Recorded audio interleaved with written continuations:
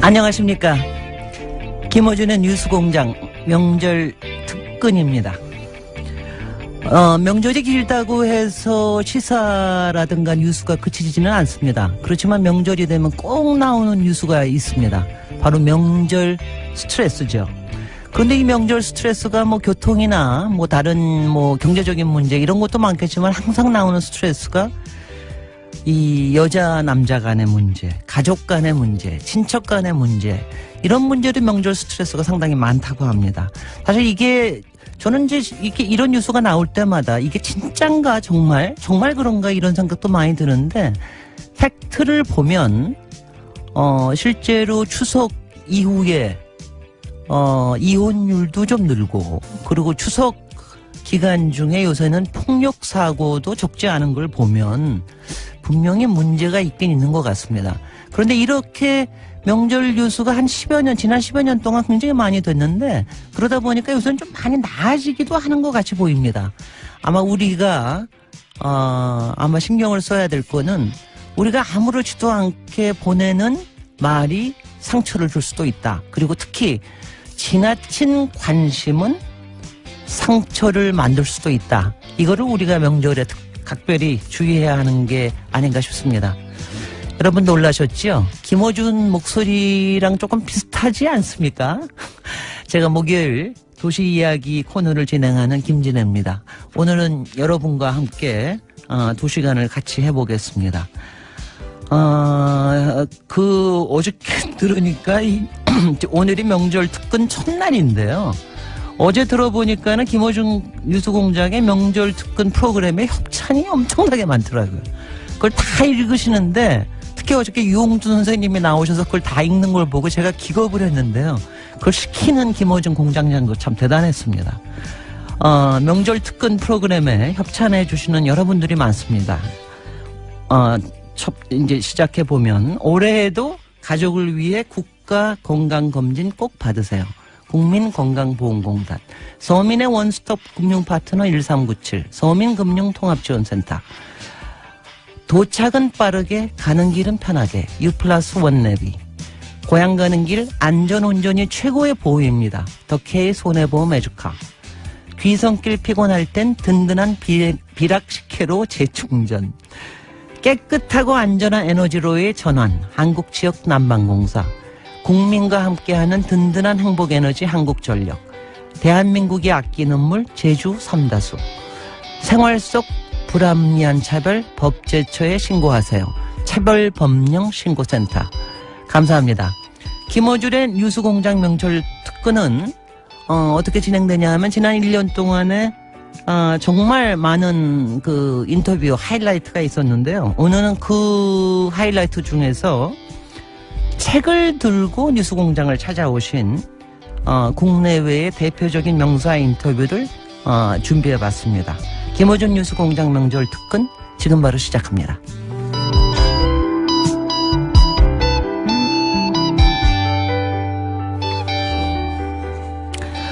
김어준 공장장님이 지난 1주년 공개방송 때 세계 최고의 시사 프로그램이 되겠다는 포부를 밝혔는데요. 그동안 뉴스공장을 찾아준 인터뷰 연사 수준도 그야말로 글로벌 수준의 명사가 많습니다. 오늘 첫 순서는 지난 9월 15일 방송된 독일 슈레더 전 총리 인터뷰입니다. 저도 이거 듣고 깜짝 놀랐는데요. 자서전을 내시고 한국어판 출간과 함께 진행된 게르하르트 슈레더 전 독일 총리 인터뷰 다시 들어보시죠. 독일을 통일했던 헬무트 콜 총리를 이기고 1998년부터 2005년까지 독일의 제7대 총리를 역임했고 최근 문명국가로의 귀환이라는 자서전을 발간한 슈레더 전 독일 총리를 스튜디오에 직접 모셨습니다. 안녕하세요. Vielen Dank. Ich bin gern gekommen. 예, 저는 방한 기간 중에 택시 드라이버 영화도 관람하였고 또한 이 촛불 혁명에도 지대한 영향과 기여를 했다라는 말씀도 들어서 초대받는 것을 기꺼이 응했습니다. 독일 전직 총리로는 처음 와주셨기 때문에 대단히 감사드리고 더불어서 정치인 휴대되는 한국 언론에 소개가 된 적이 있지만 어떤 사람인지 자연인으로 한 번도 소개된 적이 없어서 저도 궁금해서 개인적인 질문부터 몇 가지 드리겠습니다. 첫 번째 드릴 질문은 제가 자료를 보다 보니까 중학교를 졸업하고 나서 소매상의 판매직으로 일을 하셨더라고요. 고등학교 진학을 안 하고. 왜 고등학교 진학을 안 했는지, 공부를 못 했는지. Nein, ich habe nicht gefaulenzt. 제가 공부를 못하거나 게을리하지는 않았습니다. 그런데 저희가 5형제였거든요. 그리고 저희 어머님은 전쟁 미망인이셨어요. 아하. 아버님이 2차 세계대전 중에 돌아가셨습니다. 따라서 당시에 저희 집안의 형제들은 모두 스스로 각자 해결해야 되는 상황이었죠. 학비를 부모로부터 기대할 수 없었고요. 또한 너무나 가난했었기 때문에 각자 형제들이 빨리 독립해야 한다. 스스로 벌어서 내 앞가림을 해야 한다라는 것을 저희는 너무나 다 잘 알고 있었습니다. 저는 야간 학교를 다니면서 소매상에서 일하면서 저녁에 공부를 하면서 독일에서 대학에 입학할 수 있는 입학 자격 시험에 합격을 하였는데요. 야간 학교 다니면서 취득한 겁니다. 말하자면 그래도 어느 정도 살만한 집안의 자녀라면 가지 않았을 그런 다른 길을 간 거죠. 제가 다른 길을 가기는 했지만 이것이 제 인생에 한 번도 해가 되었거나 어떤 불이익을 크게 끼쳤다라고는 생각하지 않았습니다. 저희 어머님이 저희를 사랑으로 키우셨고 또 무한한 자유를 주셨기 때문에 저는 저의 유년 시절이 행복했다고 생각합니다. 제가 자료를 보니까 22살이어서 대학 입학 자격을 얻으셨습니다. 그런데 변호사 자격을 취득한 건 1976년이에요. 그래서 따져보니까 대학 입학 자격부터 변호사까지 14년이 걸렸어요. 14년이. 그리고 그 사이에 뭐 하셨는지 전혀 없거든요. 20대 초반부터 30대 중반이 되는 14년 동안 무슨 일을 하셨는지, 14년 동안 계속 변호사 시험이 떨어진 건지. Ich habe ihn außerordentlich kurz studiert. 추측하시는 것보다 솔직히 저는 공부를 좀 잘하는 편이었습니다.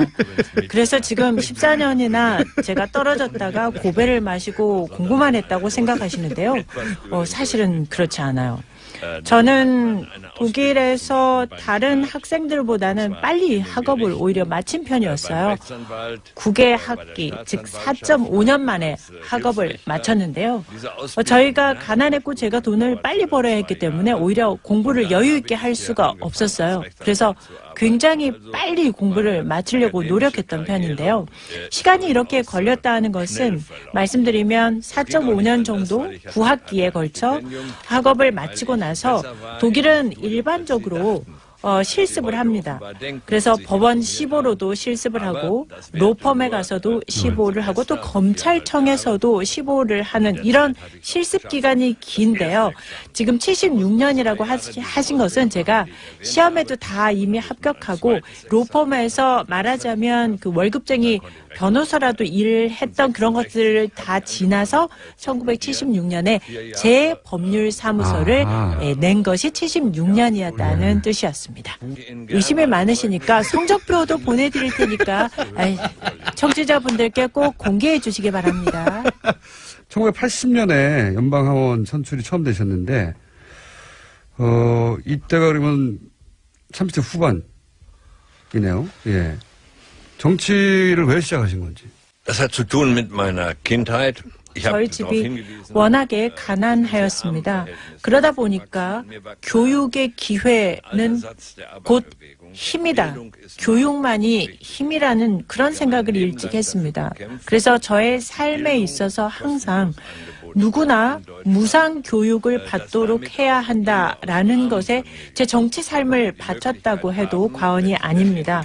그래서 가난한 집 아이들도 부모의 돈이 없어도 열심히 노력만 하고 교육을, 즉 대학 교육을 돈 없어도 받을 수 있는 기회가 있다면 부모가 가진 부에 관계없이 자기 삶에서 성공할 수 있다는 것. 그래서 저는 교육에 있어서 교육의 정의, 모든 사람에게 있어서의 무상교육, 이것을 위해서 헌신했다고 생각합니다.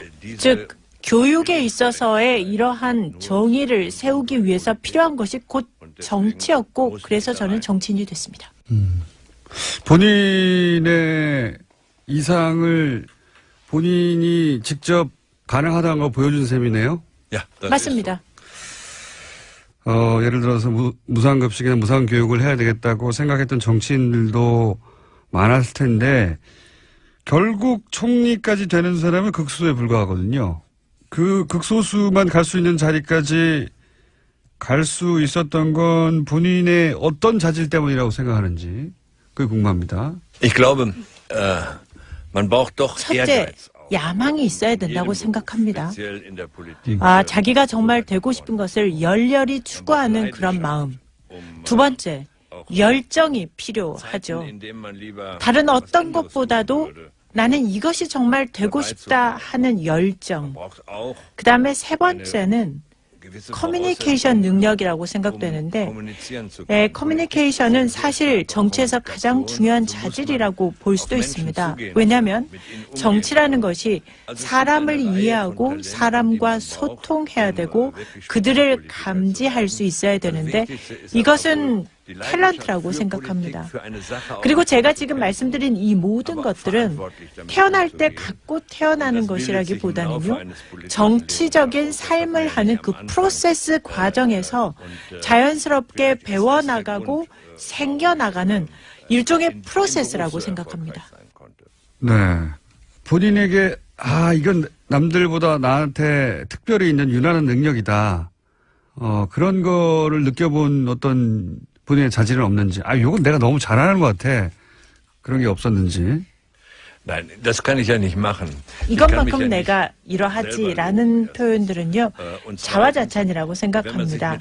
사실 자화자찬은 해서는 안 된다고 생각을 하고요. sagen das so. 타인과의 비교도 항상 부적절하다는 생각을 갖고 있는데요.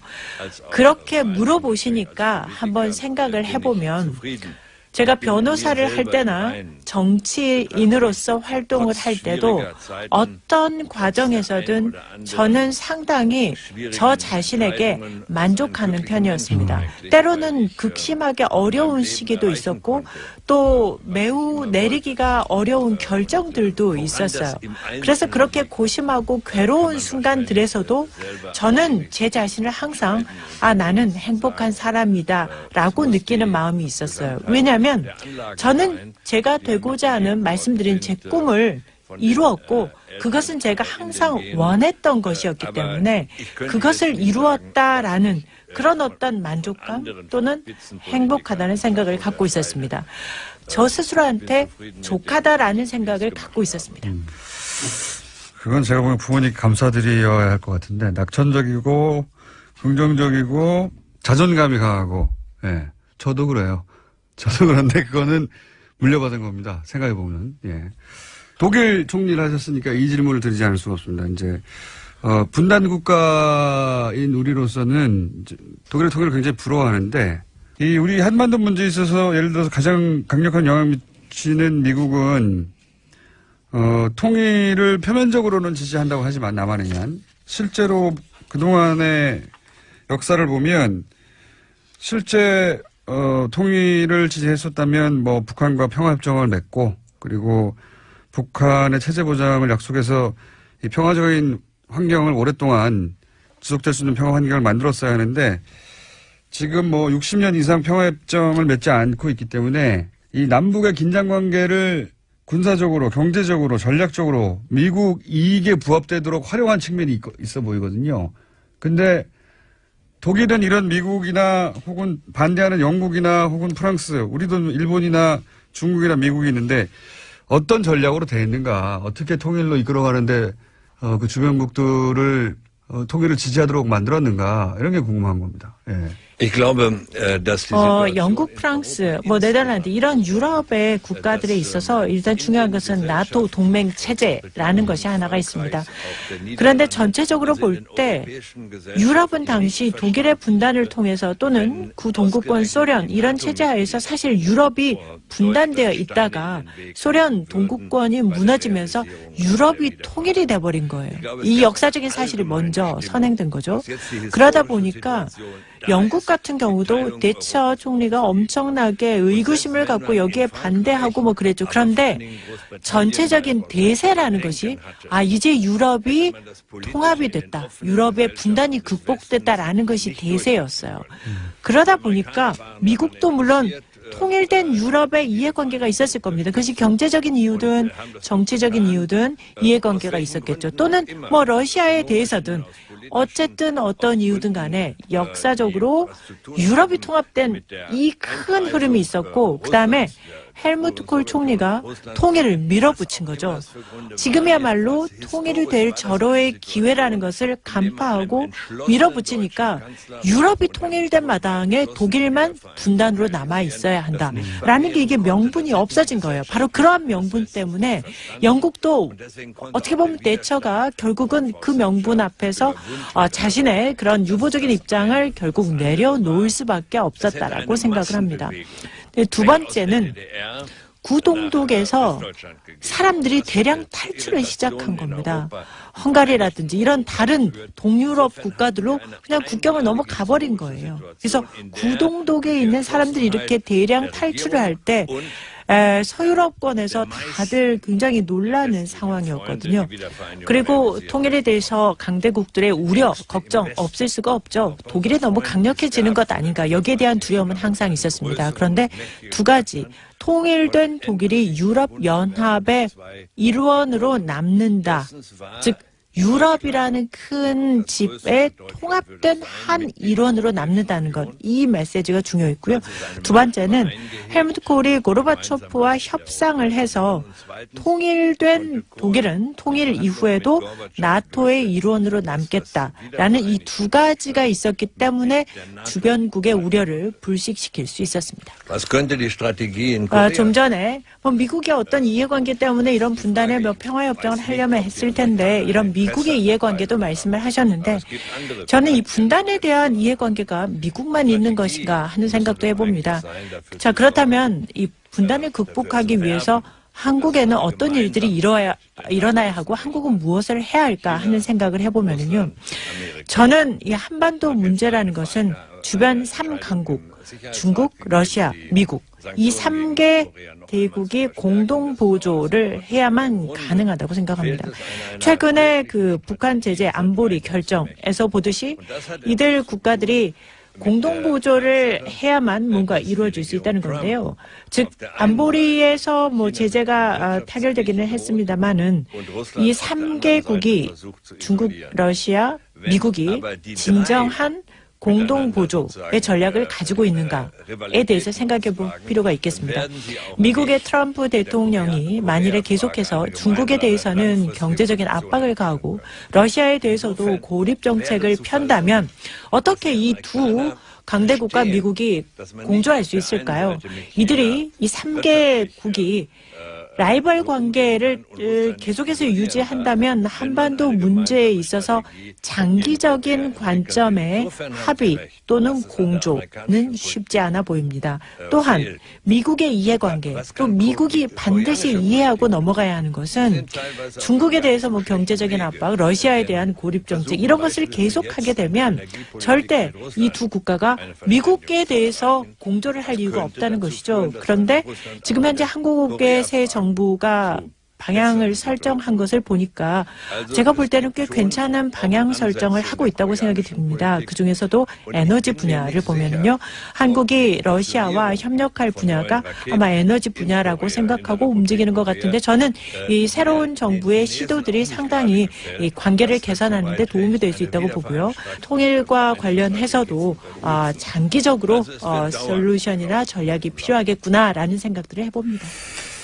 미국 얘기가 나와서 관련해서 한 가지를 여쭤보자면 독일은 유럽에서 가장 굳건한 미국의 우방국 중에 하나였어요. 근데 최근에 트럼프 정부가 들어서고 나서 메르켈 총리가 유럽 운명은 유럽 스스로 맞서야 한다라고도 하고 미국 안보 협력을 영구적으로 기대할 수 없다고도 하고 이런 발언들이 나오는데 독일과 미국의 관계가 아주 근본적으로 바뀌는 그런 시대에 접어들어섰나요?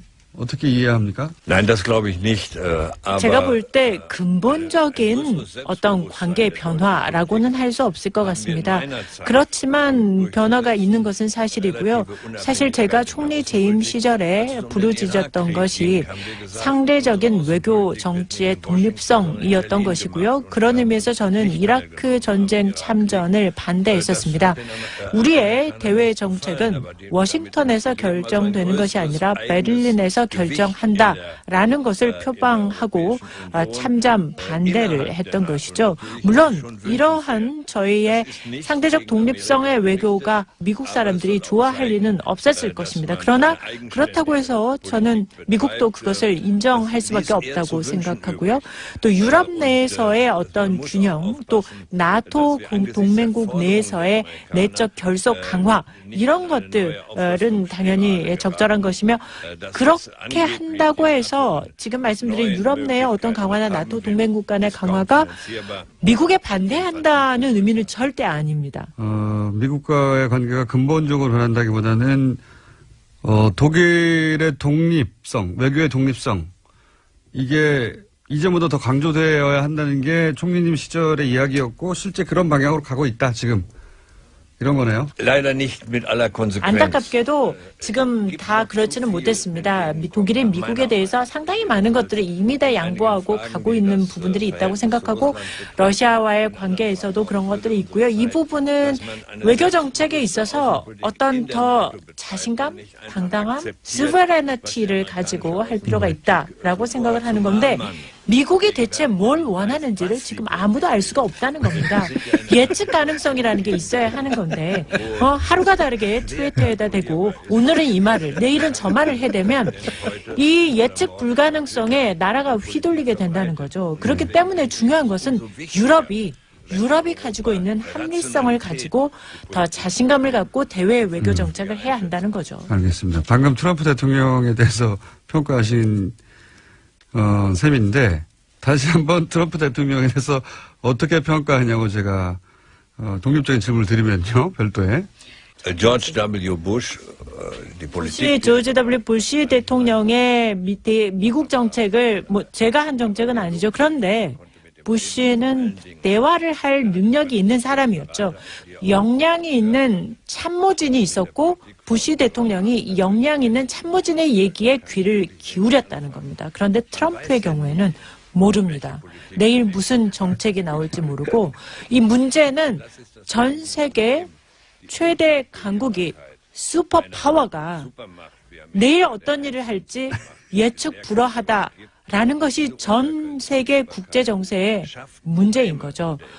그래도 그나마 안도는 미국의 대통령 임기가 4년이어서 그나마 안도를 합니다.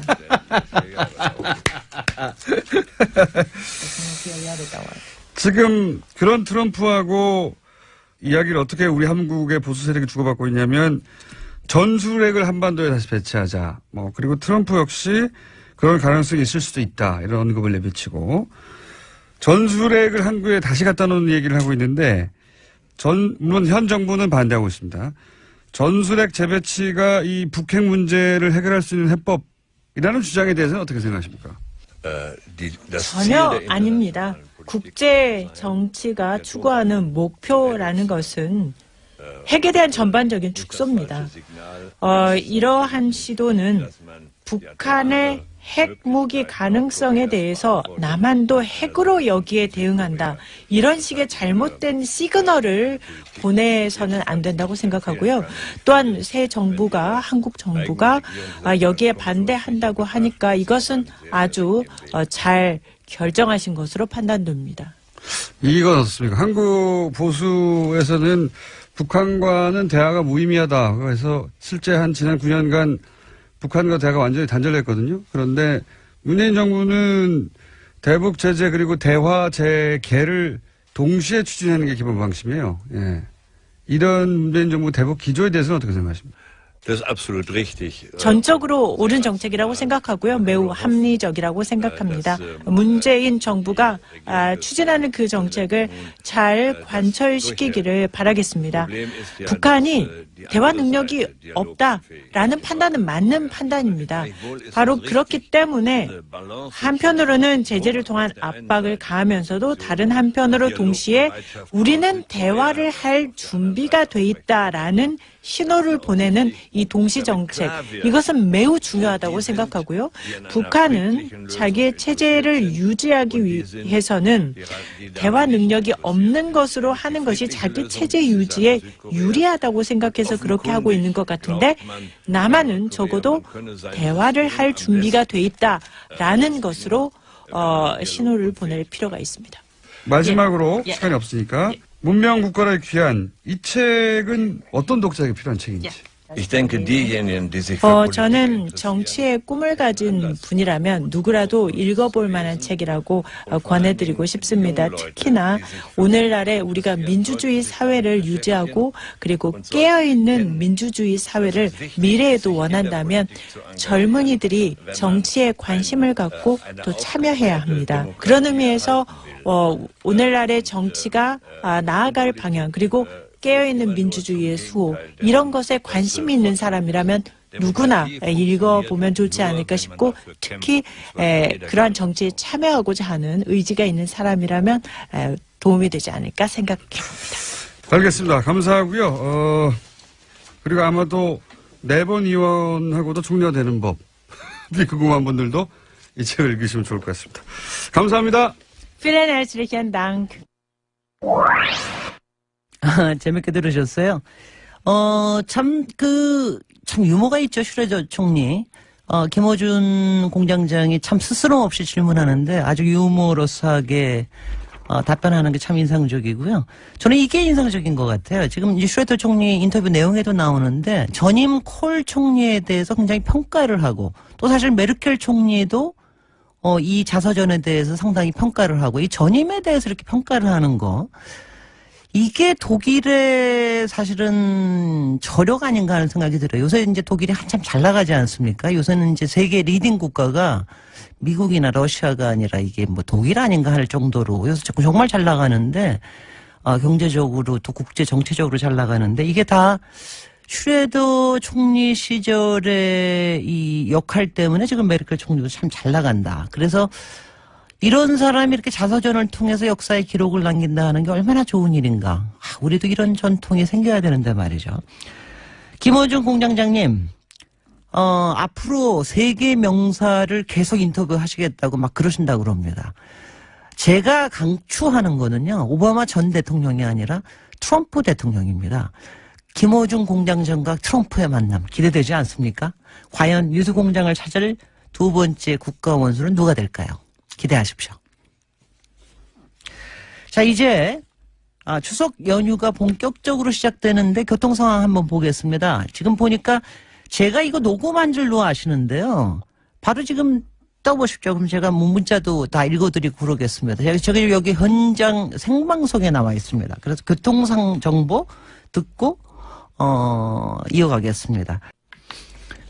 네, 김어준 뉴스공장 명절 특근 생방송입니다. 그래서 제가 생방송을 증명하기 위해서 문자 몇 개 소개해드려야겠네요.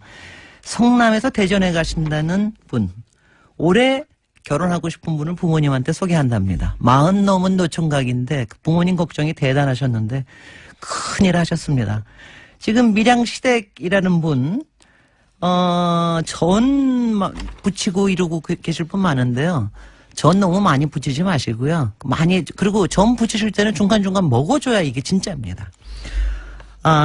명절 특근 협찬해 주시는 상품 소개를 좀 하겠습니다. 아마 이 상품은 여러분들께 가시는 것 같은데, 여자의 꿈 알카메디에서 수소 알칼리 환원수기, 20년 전통식품명가 주식회사 사홍원에서 온라인 상품권, 매트의 명가 파크론에서 IoT 스마트홈 온수매트, 두고두고 보고 싶은 책 길벗 어린이에서 그림 도서 세트, 이태리 명품 구두 바이네리에서 구두 증정권을 드립니다. 이제 두 번째 인터뷰 들어보겠습니다. 제주 올레길을 만드신 분이죠. 올해 영초원이라는 책을 통해서 여러분들의 가슴을 울리고 다시 역사를 돌아가게 만든 서명숙 제주올레 이사장님 인터뷰 들어보시겠습니다.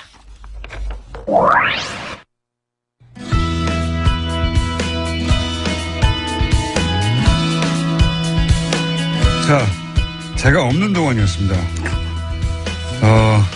양지열 악마 변호사와 함께 전화 인터뷰를 진행하다가 전화 연결이 제대로 안 됐나 봐요. 그러면서 양지열 변호사가 AS를 약속했습니다.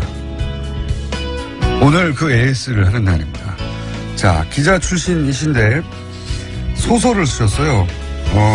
이분은 단순히 기자 출신이 아니라 편집장, 기자로 장애 자리까지 올라온 시사저널의 편집장이셨고, 네. 지금 시사저널이 아니라 그 이전 시사저널이죠. 그리고 오마이뉴스 편집장도 하셨고, 그런데 이제 제주도에 내려와서 제주올레 이사장을 하신 서명숙 이사장님 나오셨습니다. 안녕하십니까? 네, 안녕하십니까. 반갑습니다. 영초원이라는 소설. 네. 여기 책을 보니까 손석희, 유시민, 조정래가 추천했다. 네. 정말 어려운 세 분이. 이분들하고 친하십니까? 이렇게, 세 분하고 다 좀 연이 있어요. 네. 그렇게 추천했고, 그리고 제가 책을 사실 읽어보진 못했는데.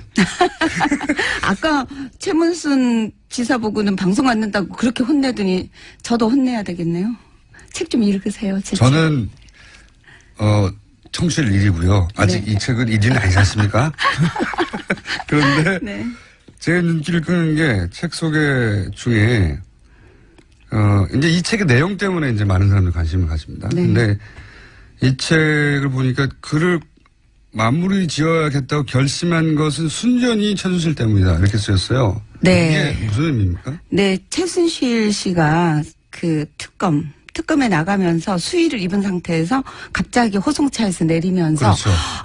민주주의 어쩌고 얘기하는데 저 내기를 의심했어요. 아니 저 여성의 입에서 어마어마한 국정농단하고 그렇게 문제를 많이 일으켜놓고 마치 억울하다는 듯이 민주주의 특검이 아니다라고 이것은 외치는 걸 민주주의 특검이 보면서 아니다. 예. 네, 저는 바로 오버랩이 된 게 제 대학 4년 선배였던 천영철 씨가 저희랑 같이 이제 그때 긴급조치로 79년도에 재판을 받으러 나가면서 서울지검 서울지법 지방법원 마당에서 민주주의 만세, 독재 타도 외치다가 입을 틀어막혔거든요. 그 교도관한테. 장면이 바로 오버랩 바로 오버랩 되면서 4년 전에 다 쓰고 묻어뒀던 그 원고를 마무리를 지어야겠다. 다 썼는데 왜 묻어줬어요?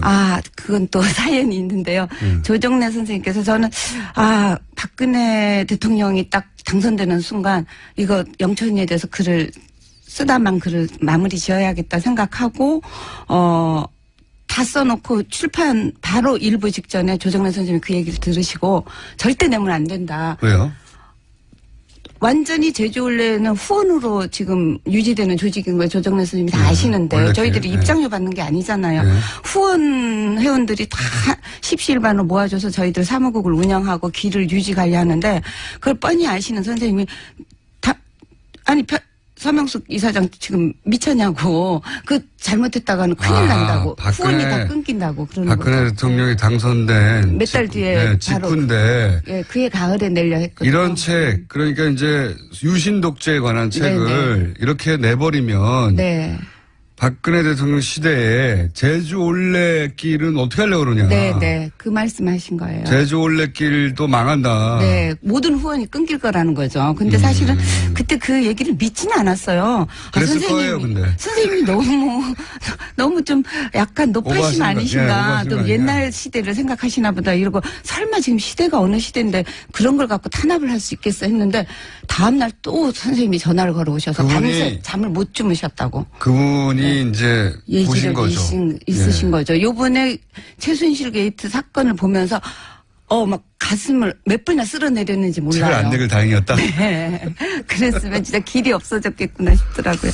네. 그러면 어떤 내용이길래 아주 간단하게 소개해 주십시오. 네. 그 선배가 저희 4년 선배 고대 그 신방과 실화를 바탕으로 한 내용이네요. 완전히 100% 실화예요. 이름도요? 이름도 그럼 소설이 아니잖아요. 넌픽션 소설인 거죠. 넌픽션? 근데 소설이 아니라 저는 사실은 넌픽션 에세이로 냈는데 네. 내용이 워낙 소설적이어서 예. 그러니까 현실이 사실은 어떻게 보면 소설보다 상상보다 더 극적인 경우가 있잖아요. 그렇죠. 요번 게이트만 해도 사실은 굉장히 믿을 수 없을 정도로 이상하게 극적인데 네. 저희 사건도 굉장히 저는 기억을 못 살린 거 있을지언정 기억 그대로 썼어요. 새로 뭐 만들어낸 출판사에서 보다가 네. 이거는 너무 소설적이라 그냥 소설로 가도 되겠다. 출판사에서는 에세이로 등록을 했는데 기자들이 쓰는 기자들 평론가들이 소설로 착각해서 소설로 너무 드라마틱해서 네. 근데 완전 실화예요. 네. 이게 소설이 아니군요. 네네. 영천이라는 천영철이라는 하나의 실존 인물. 지금도 실존 인물이죠. 다만 저랑 같이 그때 긴급조치 9호 위반으로 감옥 생활을 같이 했던 그 와의 그 대학 시절에 2년, 그다음 우리 여자 감방 얘기, 여자 감옥, 교도소 얘기, 이거를 최순실을 보면서 그래, 교도소가 진짜 어떤 건지 보여주마 하는 심정으로 교도소 장면을 더 보강하고, 저희들이 지냈던 성동구치소 생활, 그다음 31일 동안의 불법 감금, 지금도 어디에 끌려갔었는지 모르는 한 달하고도 하루 동안 어딘지도 모르는 곳에 가서 고문, 심리적, 정신적, 육체적 고문을 당했던 그런 얘기들을 이제 와서 쓴 이유는 사실 그 언니가 너무 불행하게 되지 않았으면 저는 다 지나간 세월로 그냥 묻어두고 떠내려 보냈을 거예요. 기억의 강물 위로. 근데 그 선배가 90년대 후반에 캐나다에 이민을 갔다가 불의의 교통사고로 2002년 대선이 있는 해였죠. 엄청 큰 교통사고를 내서 두 눈이 실명이 됐고 그다음 기억의 상당 부분 잃어버렸어요. 아하. 지금 한 서너 살 정도의 기억력. 그러니까 본인이 감옥 갔던 건 기억하는데 저희가 감옥 간 건 또 기억을 못 하시고 뭐 이런 식으로 굉장히 기억이 이렇게 조각조각 나 있는 상황이에요. 그래서 그렇군요. 그 언니를 돕기 위해서 또 그 언니를 기억하기 위해서 그 언니를 모르는 사람한테는 이런 청춘도 있었다는 거. 박근혜 대통령이랑 겨우 1살 나이 차이. 그 시대를 거의 똑같이 살았는데. 네, 거의 똑같이 살았는데 한 사람은 대통령의 딸이라는 이유로 나중에 대통령까지 되고 그 언니는 그렇게 그래서 그때 내려고 했던 거죠. 그런데 그때 냈으면은 네네. 큰일 난다고 하는 조선호 선생의 네. 조언. 말림이 없었다면은 네네. 지금 제자올레길도 다 망했고 그리고 블랙리스트에 오르셨을 테고 고초를 많이 당하셨을 텐데 이제 잊고 있다가 최순실 씨가 이것은 민주주의가 아니라고 외치는 걸 보자. 네. 민주주의에 아무것도 기여한 바가 없는 사람이. 그러니까 민주주의를 오히려 파괴하고 농단했잖아요, 국정을.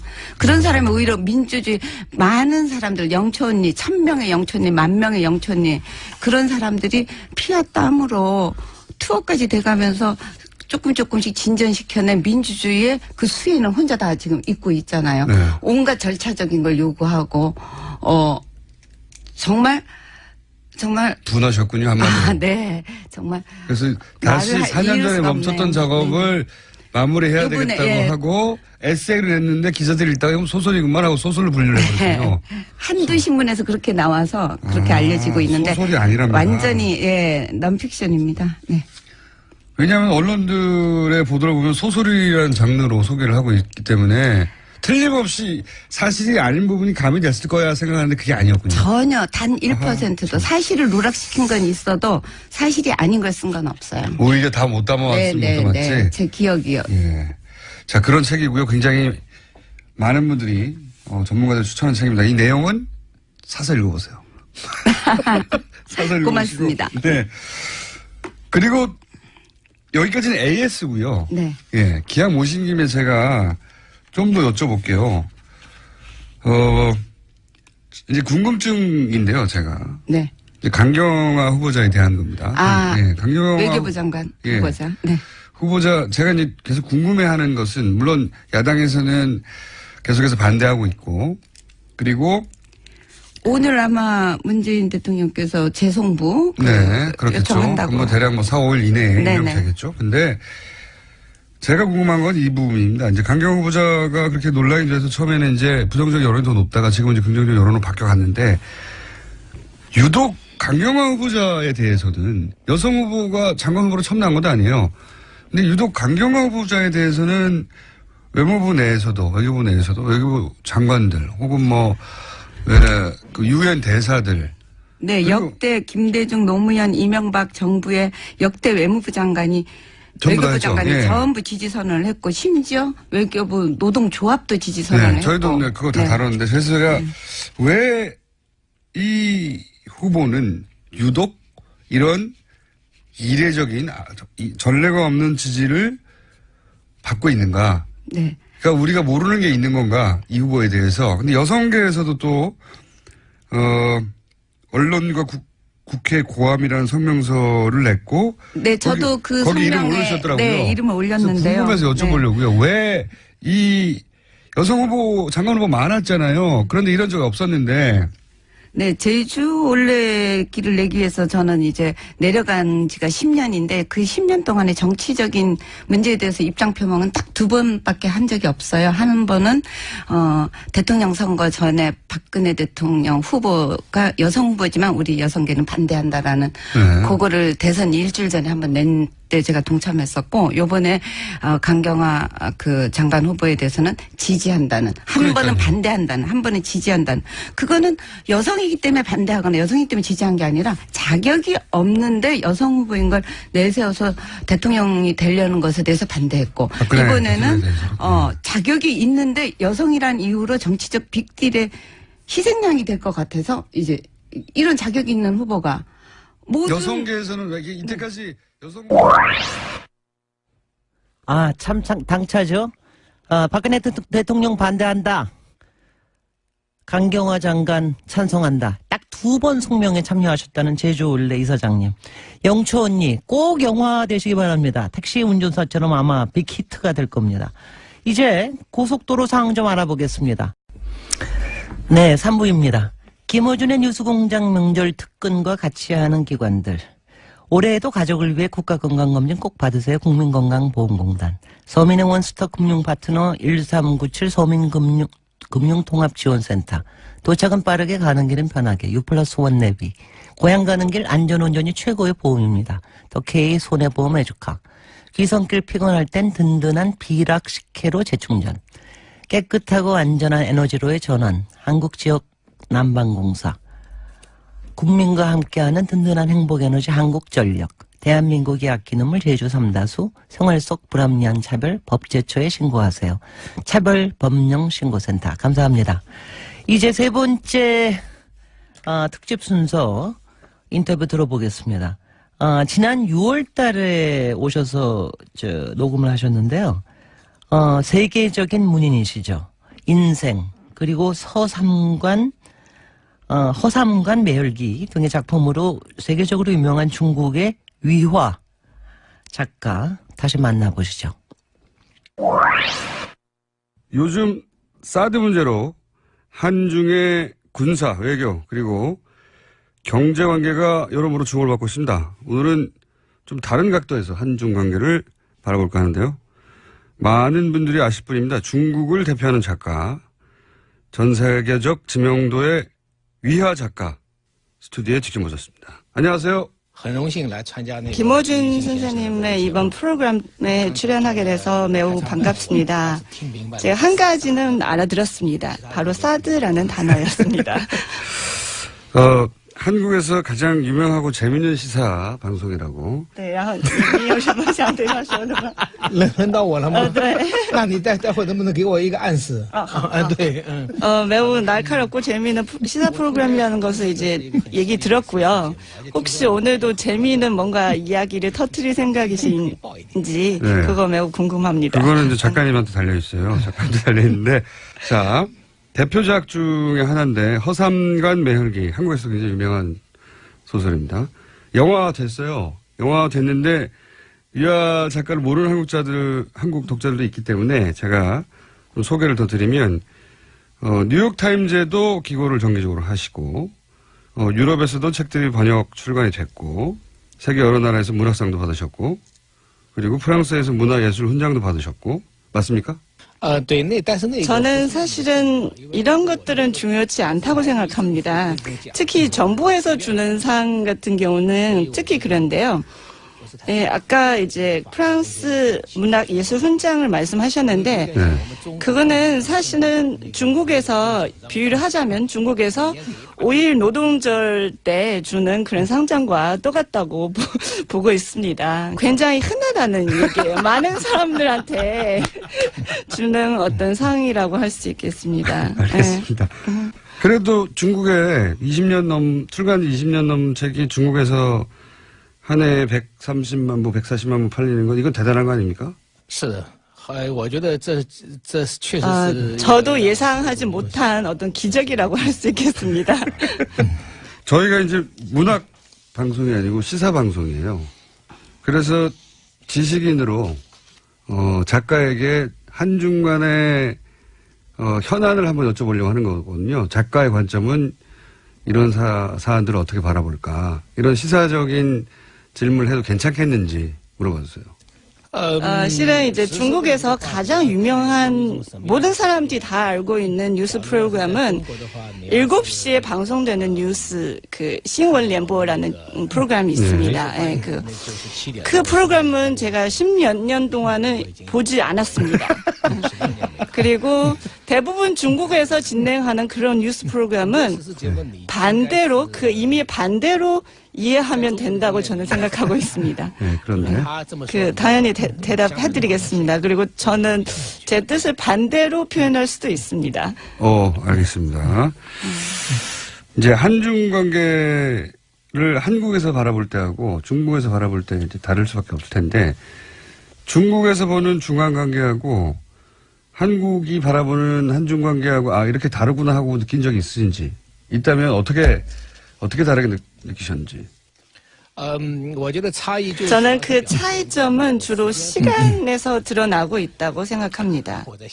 실은 이제 사드 문제가 중국에서 일파만파로 커졌던 그 시점은 주로 작년 하반기였습니다.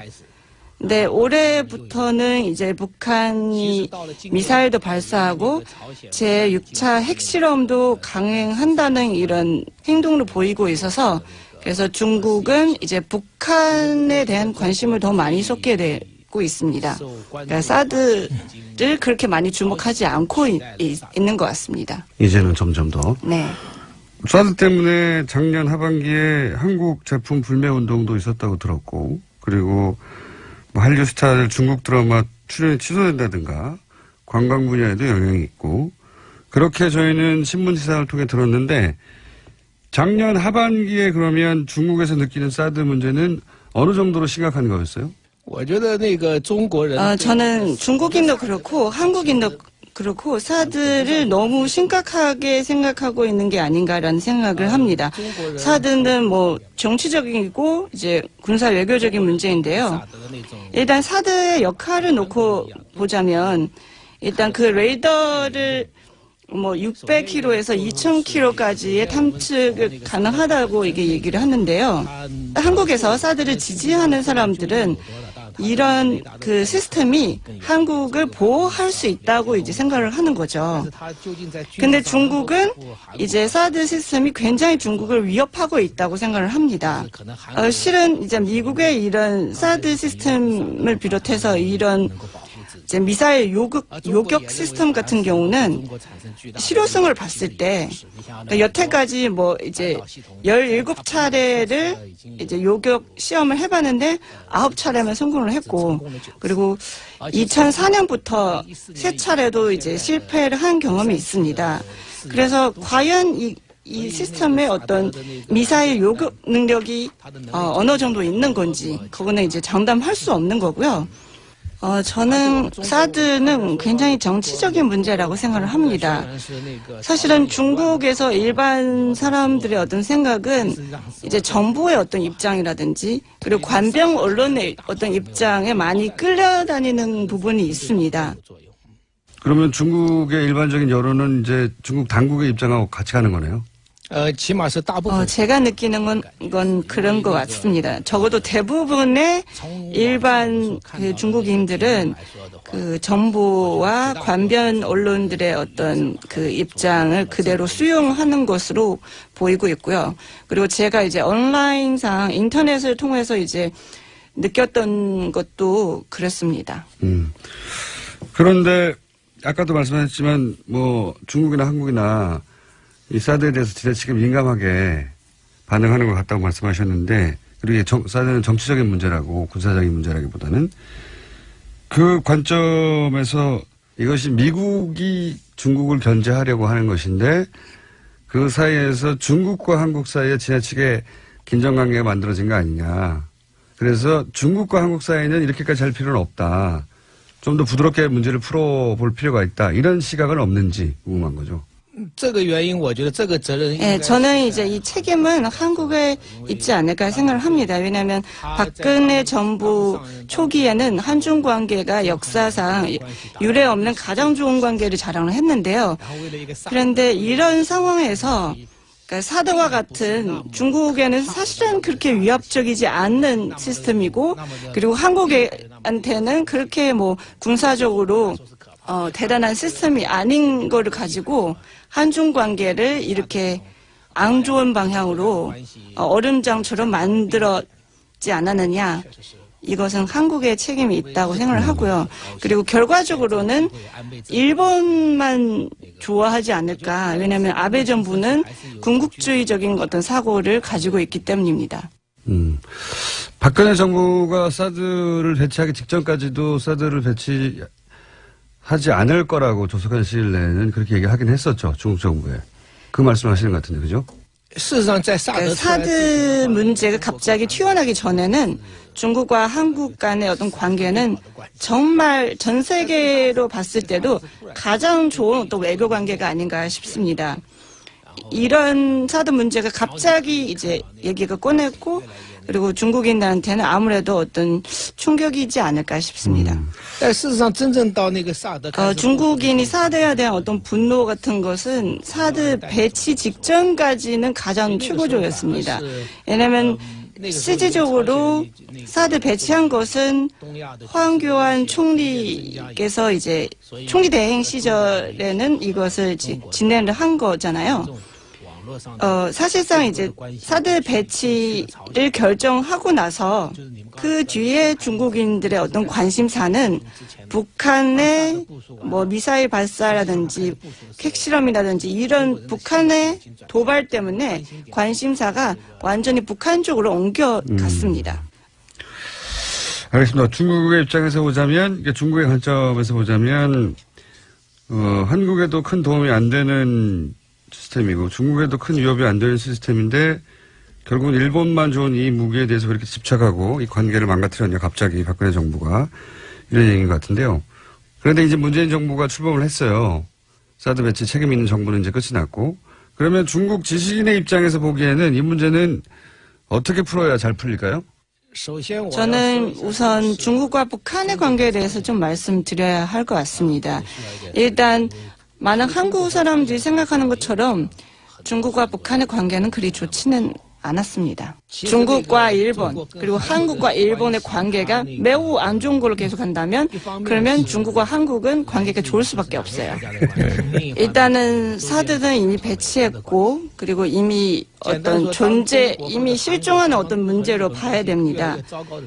물론 이제 정부 입장에서는 뭐 여러 가지 뭐 제재도 하고 뭐 하겠지만 네, 우리가 최근에 볼 수 있는 것은 일단 문재인 대통령님이 중국으로 특사를 보냈고 또 이 특사는 중국에서 시진핑 주석을 만나서 이제 환담을 했고 이런 부분들에 대해서 그 관변 언론이나 주류 언론들은 매우 적극적으로 보도를 했습니다.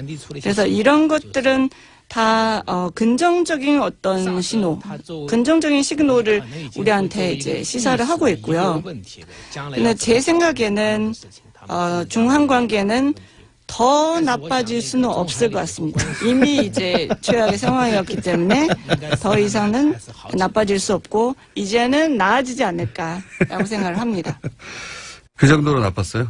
从来没有那么 물론 이제 92년부터 한중 수교 이래 조금만 그런 문제들도 있었겠지만 그런 우여곡절이 조금 있겠지만 여태까지는 굉장히 긍정적으로 이제 발전을 해왔습니다. 특히 이제 일본이 거기서 중요한 역할을 한다고 저는 봤는데요. 이제 그런 극우적인 성향 가진 일본의 정치자들이 있었기 때문에 한중 관계가 더 좋아졌던 것 같고요. 그리고 저는 이제 이 사드 문제는 북한에 위협 주는 그런 시스템이라기보다는 오히려 한중 관계를 해치는 장애물이 아닌가 생각이 됩니다. 하여튼 굉장히 나빴다는 거죠. 네, 사드 굉장히 때문에 굉장히 나빴었습니다. 그래서 네. 더 이상 나빠질 일이 없기 때문에 좋아질 것이다. 네, 네. 그러니까 이 사드 문제는 박근혜 정부가 만들어 놓은 문제이기도 한데 지난 대략 9월부터 이제 최순실 박근혜 게이트가 한국에서 시작되고 이 뉴스가 중국에서도 크게 보도가 됐죠. 중국에서는 이 사건을 어떻게 보셨는지. 최순실 게이트에 대해서는 중국은 대대적으로 보도를 했습니다. 이 보도의 어떤 빈도수나 이렇게 그 수량으로 봤을 때는 80년대 광주 사건에 대한 보도하고 비교할 수 있을 정도로 굉장히 엄청났다는 겁니다. 보도량이. 네. 그래서 결과적으로 박근혜 정부가 이렇게 돼도 싸다는 생각을 하고 있는 것 같습니다. 왜냐하면 중국은 이제 그 사드 배치가 주장하는 박근혜 정부에 대해서는 뭐 어떻게 할 수 없잖아요. 근데 한국인들이 이 박근혜 정부를 이제 쫓아내고 결국 이런 결과를 얻었습니다. 그렇게 중국인들 입장에서는 중국을 괴롭히는 사드 문제를 결정한 박근혜 정부를 한국인들이 물론 그것 때문에 쫓아낸 건 아니지만 쫓아내니 통쾌하다고 하고 바라봤군요. 이 뉴스를. 네. 但是呢，虽然没有 중국의 일부 네티즌들이 풍수지리에 뭐 이런 거를 가지고 뭐 한국과 북한에 대해서 이제 평가를 하기도 했습니다. 한국의 청와대는 그 풍수지리상으로 봤을 때 가장 안 좋은 터라고 지금 보고 있습니다. 반대로 북한의 그 평양궁은 일단 김일성부터 이제 3대 굉장히 잘 먹고 잘 살고 있기 때문에 가장 풍수지리상으로 봤을 때 가장 좋은 터가 아닌가 지금 생각을 하고 있습니다. 네.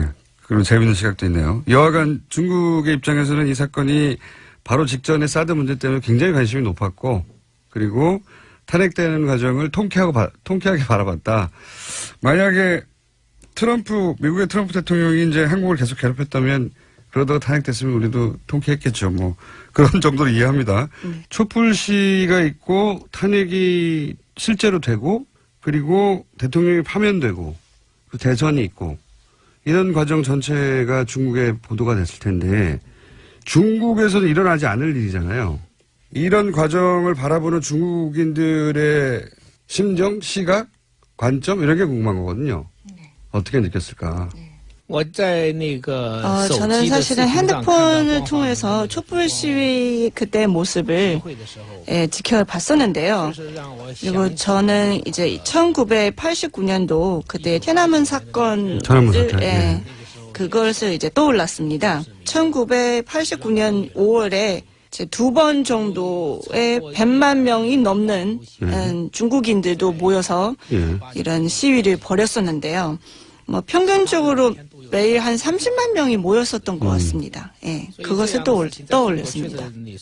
이런 중국에서는 다시 일어나지 않다고 저는 봅니다. 왜냐하면 중국 정부는 군대까지 동원해서 그 집회하는 사람들을 집으로 보내거나 이제 잡아갈 수 있기 때문에 그러니까 이런 집회는 더 이상 가능하지 않습니다. 저는 이제 그 전에 전두환 대통령 시절에도 그 한국의 민중들이 이런 그 봉기를 통해서 어떤 그 시위를 통해서 이제 대통령을 쫓아냈고 이번에도 비슷한 사태로 저는 생각을 하고 있습니다. 물론 이번에는 피를 흘리지 않은 어떤 혁명이라고 할 수 있겠습니다.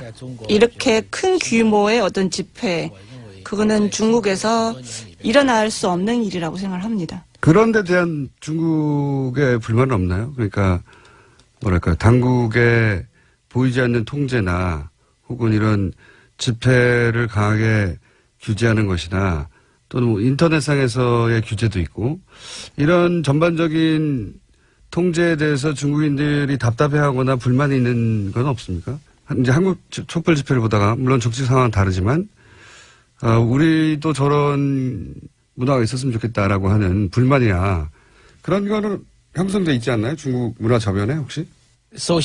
중국 정부는 1989년도에 이 천안문 사태를 이제 지나면서 얻은 교훈이 있는 것 같습니다. 그러니까 왜냐하면 그때는 이미 나라 전체가 좀 굉장히 혼란에 빠졌고 통제 불능의 어떤 지경까지는 갔었던 것 같습니다. 그래서 통제를 하는 것 같습니다. 정부 입장에서는? 네. 근데 이제 일반인들이나 작가 입장에서는 그런 정부의 규제가 답답할 수 있잖아요. 작가로서 시민으로서로 답답하지 않은가. 이제 그런 거죠. 자기가 하고 싶은 말을 예를 들어서 이 방에 있는 사람들만 들을 수 있고 이 방의 밖이라든지 아니면 더 멀리 있는 사람들한테 전달할 수 없다는 이런 것을 이제 느꼈을 때 참 말하는 어떤 자유라든지 언론의 자유가 없다는 것을 이제 느낄 수 있습니다. 근데 제가 보기에는 이런 심각한 어떤 그런 언론에 대한 어떤 통제 같은 경우는 결과적으로 이 이견을 내는 사람도 위화 작가께서 부러워하는 촛불 집회 우리가 해냈습니다. 위화 작가 작품을 보면은요 인생 또 허상과 매열기 두 개 다 영화가 됐습니다. 허상과 매열기는 특히 우리나라에서도 영화가 됐고요. 인생은 장인모 감독 했는데 이번 추석에 읽기 굉장히 좋은 작품입니다. 그러니까 이걸 보면은 그러니까 비루하고 찌질한 것 같지만은 의미 없는 인생은 없다는 거예요. 이거를 여러분들 혹시 삶이 너무 견디기 어렵고 지친다 생각하시면 위화 작가님의 인생 제가 권해드립니다. 특히 이게 중국 한문으로 이렇게 이제 글을 쓰는 걸 보면은요. 아마 여러분 그 영화 컨택트에서 보면은 외계인들이 글을 쓰는데 이렇게 한 번에 뿌려가지고 처음과 끝을 한꺼번에 말한다고 그러잖아요. 저는 꼭 이 한문으로 글을 쓰는 중국인의 아주 독특한 그 정서가 있는 게 아닌가. 참 굉장한 작가입니다. 이제 또 교통 상황 봐야 되겠습니다. 벌써 문자에서 사고 났다는 얘기도 들어오는데요. 고속도로 상황부터 알아보겠습니다. 저는 이 시그널송 참 좋아합니다. 이거 들으면 일단은 김어준 공장장의 그 불친절한 목소리가 딱 생각이 납니다. 불친절은 김어준 공장장의 트레이드마크고요. 우리는 다 같이 친절합니다. 오늘 이제 여러 문자 보내주셨는데, 공장장님 어디 가셨습니까? 이 상큼한 어준 언니 어디 가셨습니까? 사실 어저께 벌써 예고를 하셨는데, 어디 가셨겠습니까? 공장장님은 이제 휴가 가시고, 우리 이제 이 작업 반장들 몇 사람이 이 명절 특근하고 있습니다. 김어준 공장장은 어디 가고, 김진애 의원님이 고생하십니까? 이거 공장장이 갑질 아닙니까? 갑질입니다. 그래서 오늘은 제가 하고, 내일은 딱 추석에 알맞는 분이 하시고, 그리고 그 다음 이틀은 여기에 최다 출연자께서 해주실 겁니다. 그리고 다음 주일에는 공장장 어디 도망갈까봐 걱정하시는 거 압니다. 저희 다 압니다. 그러니까 도망은 못 갑니다. 그러니까 너무 걱정하지 마시고요. 오늘 그래도 평소에 너무 급해가지고 제가 막 급하게 하던 걸 오늘은 조금 천천히 제 목소리도 조금 고급질 수 있다는 걸 여러분께 좀 들려드리고 있습니다. 찬성하시죠? 뉴스공장 명절 특근에 상품 협찬해주는 추첨을 통해서 정치자 여러분께 소정의 상품을 드립니다. 여자의 꿈 알카메디에서 수소 알칼리 환원수기, 20년 전통식품 명가 주식회사 사홍원에서 온라인 상품권, 매트의 명가 파크론에서 IoT 스마트홈 온수매트, 두고두고 보고 싶은 책 길본 어린이에서 그림 도서 세트, 이태리 명품 구두 바이네르에서 구두 증정권 드릴 겁니다. 여러분, 이렇게 김어준 공장장 갑질하기 전에 저희 그 작업 반장들끼리 모여서 또 뭐 한번 좀 음모까지는 아니고 뭔가 공작까지도 아니고 뭔가 좀 작업을 좀 한번 해봐야 되겠습니다. 김어준 뉴스공장 명절 특근. 오늘 마지막 순서는 지난 6월 달에 진행된 이회수 작가 인터뷰입니다. 신작인 보복대행 전문 주식회사를 들고 찾아왔었죠. 오늘 들으면은 더 확실하게 느끼실 겁니다. 들어보시죠. 보복대행 전문 주식회사 들어보셨습니까? 네. 보복대행 전문 주식회사. 책 제목입니다. 4대강 사업으로 이득을 챙긴 교수와 언론을 응징하는 소설책. 소설가 이회수 선생님의 책. 이회수 선생님 직접 오셨습니다. 안녕하십니까? 안녕하세요. 네. 제목이 보복대행 전문 주식회사. 네. 확 와닿습니다. 네. 내용이 근데 4대강 사업으로 돈을 챙긴 교수, 언론을 응징하는 겁니까? 네. 물론 중심에 이제 엔딩에서 특히 4대강 관련자들이 응징을 당하는데 어떻게 응징을 당합니까? 녹조라 때 일단 원샷하고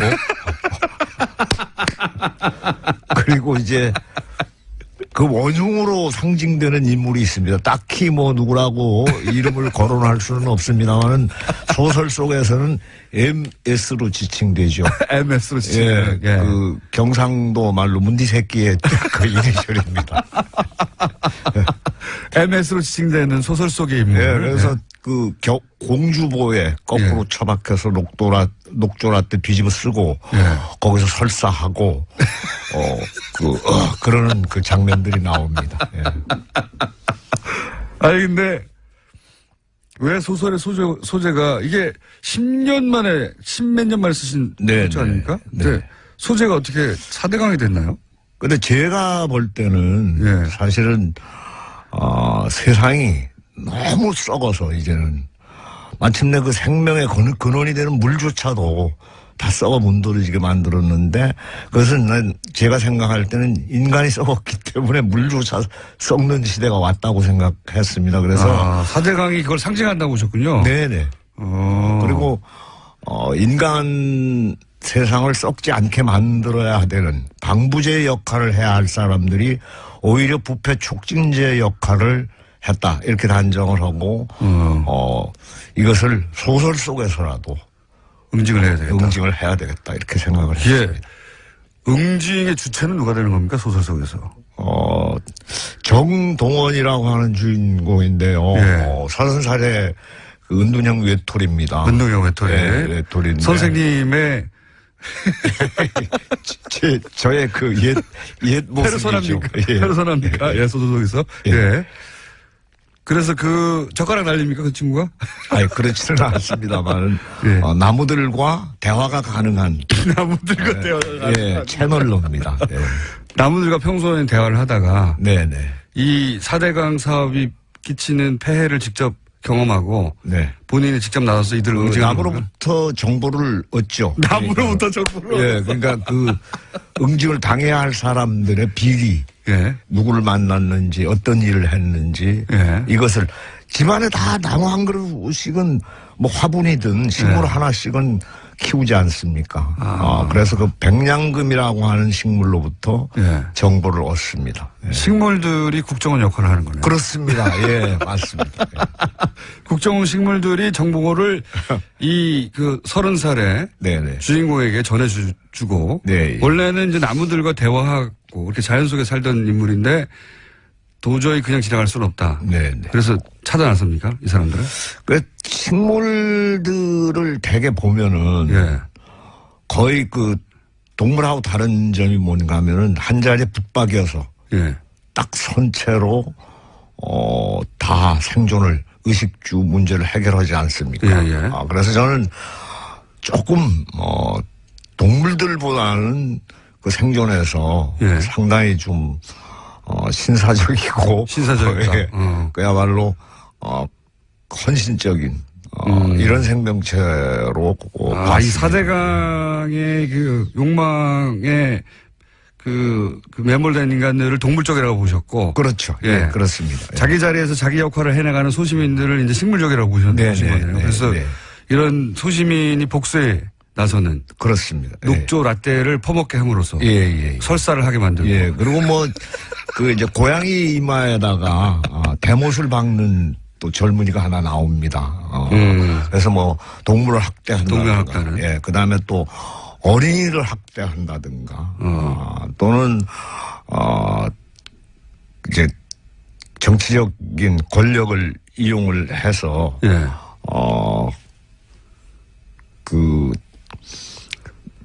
부당하게 이득을 취한다든가 사람을 괴롭히는 이런 이제 정치가들도 응징을 당합니다. 국회의원들이 네. 그 소설 속에서는 풍자 소설이라고 말하자면 그 제가 생각할 때 우리 문학의 장점은 고전부터 현대에 이르기까지 깊은 해학과 철학이 담겨 있죠. 그래서 저는 그 해학과 풍자가 사실 우리 소설의 장점이라고 생각합니다. 선생님 소설이 항상 그렇긴 한데, 근데 이 소설은 또 특이한 것이 웹소설이라는 형태로 처음에 시작된다.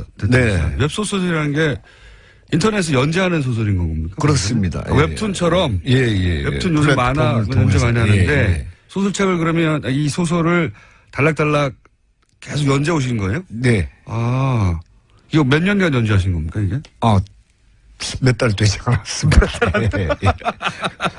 그러니까 웹소설은 거의 그 일주일에 5번 정도를 쉬지 않고 연재해야 되기 때문에 매일매일 하시는 거예요. 예, 그래서 상당히 빠른 기간 내에 작품도 제가 이제 제작을 했고요. 이런 형식을 취하신 이유가 뭔가요? 이제는 소설도 혁명이 필요한 시대가 왔다고 생각을 합니다. 책도. 그러니까 너무나 많은 재미있고 그리고 독자를 서점으로부터 뺏어가는 이런 매체들이 만연해 있기 때문에. 팟캐스트 같은. 예, 그래서 맞습니다. 예, 그 열등감 굉장히 느꼈어요. 저는 사실 팟캐스트 이런 거 보면은 막 조회수 엄청나게 올라가지 않습니까? 근데 사실은 책은 안 팔리는 시대가 왔습니다. 그래서 이제 혁명이 필요하다. 책의 형식에도. 네네. 그래서 그러면 이런 웹소설의 형식이면 실제 중간에 끊임없이 피드백을 받아서. 그 줄거리도 바뀌어갈 수도 있고 그렇잖아요. 네, 약 그 3,000명 정도가 사실은 그 댓글을 달았고요. 그리고 40만이 넘는 구독자가 최단기간에 그 소설을 구독했습니다. 선생님 소설이 항상 인기니까요. 근데 이게 외부로 연재되니까 더더군다나 본인들이 이 소설이 어떻게 진행될지에 대해서 참여하고 싶기도 했을 것 같고 그런 것도 영향을 주면서 이렇게 주고받는 소설이 됐나요? 실제 영향을 받으셨어요? 제가 댓글은 달았습니다만은 이제 어쨌든 기존 그 소설 속의 기전은 제 소설이 홍익인간의 정신에 부합하는 소설이 되기를 바랬습니다. 그러니까 인간을 널리 이롭게 하는 소설이 됐으면 이런 생각을 했죠. 제가 궁금했던 건 뭐냐면 웹에서 이렇게 실시간으로 피드백이 있으면 주고받으면서 소설이 발전해가고 방향도 그렇습니다. 영향을 미칩니다. 그래서 사실은 마지막 부분에 제가 이제 독자들께 질문을 던지는 게 하나 나옵니다.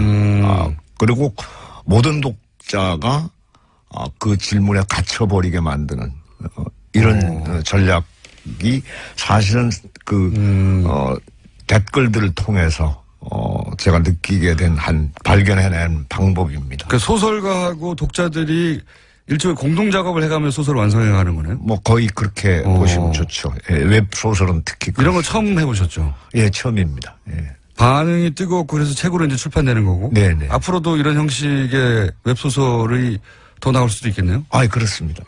우리나라에서 이렇게 웹소설이 본격적으로 기성의 작가에 시도된 적이 있나요? 네.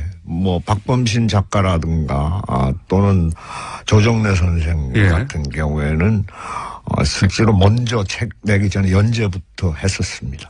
근데 이제 소설책을 이미 탈고해 놓고 그걸 웹에 연재하는 것과 소설책을 그 소설을 독자들과 함께 계속 만들어가는 건 다른 거잖아요. 다르죠. 네. 이게 그런 형식을 취하신 거죠, 이번에는? 근데 거의, 예, 뭐, 그 쫓기는 기분은 못 버립니다. 그래서, 야, 이게 마감이 작가를 만드는 형식이구나, 이런 생각을 했어요. 매일매일 조금씩 쓰면서 네. 그 중에 피드백을 받아서 네네. 소설이 살아 움직이면서 독자와 함께 계속 그렇습니다. 이야기가 발전해가는. 예, 예.